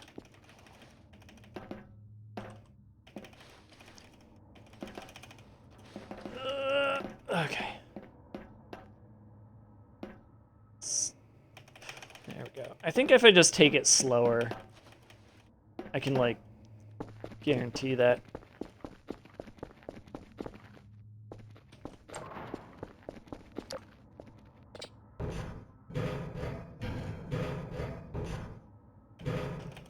There's definitely, like, a trick to how high up you go on this, and I'm not knowing it yet. Oh. Because if you go to the top and try it... Oh, you can do it. Oh, yeah, never mind. I thought that failed the last time I did it. So now I know, yeah, just go to the top. It's guaranteed.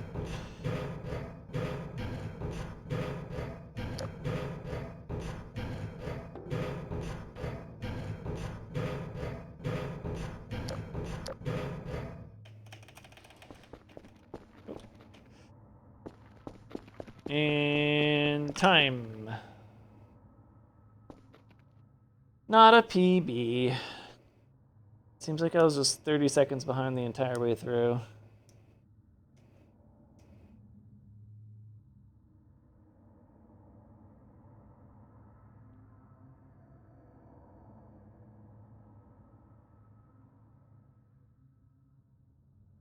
Thank you, everybody. Thank you.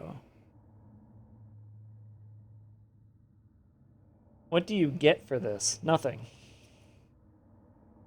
You get that pool. And if you know, you know.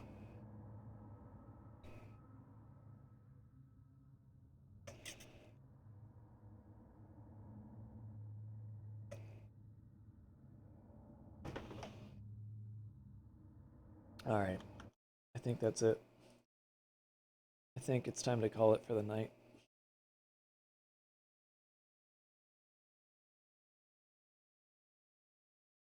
I had a couple mishaps early segment. Weren't able to close the time gaps later, but it's still good practice. Yeah.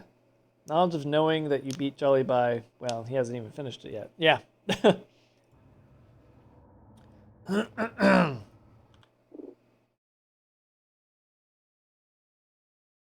yeah, I think we'll just call it for tonight.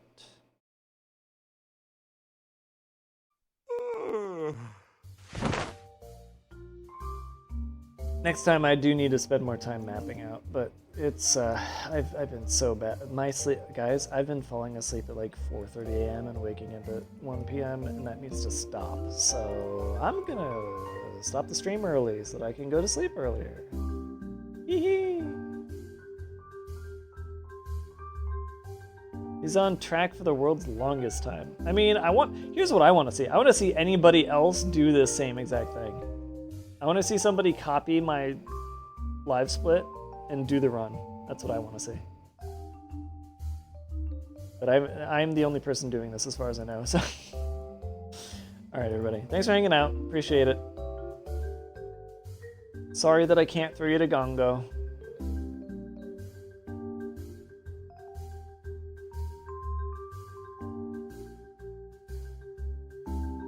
Ooh, wait a minute. How about I throw you to Bobber? Who's playing Infinite Craft, which a lot of people are having fun with. And I bet Bobber's having a crazy good time with that.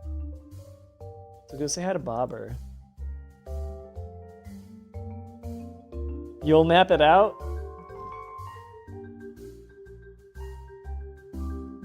Go for it. I'm not going to stop you. I think it's a waste of your time, but go ahead. All right, everybody. Thank you so much for hanging out. I really do appreciate you guys showing up for these streams, and I'll probably see you tomorrow. I think I definitely want to stream tomorrow. So, we'll see. If I don't find... there's a coin flip tomorrow, but most likely tomorrow. Okay, anyways. See you guys later. Later. I have to end by saying later.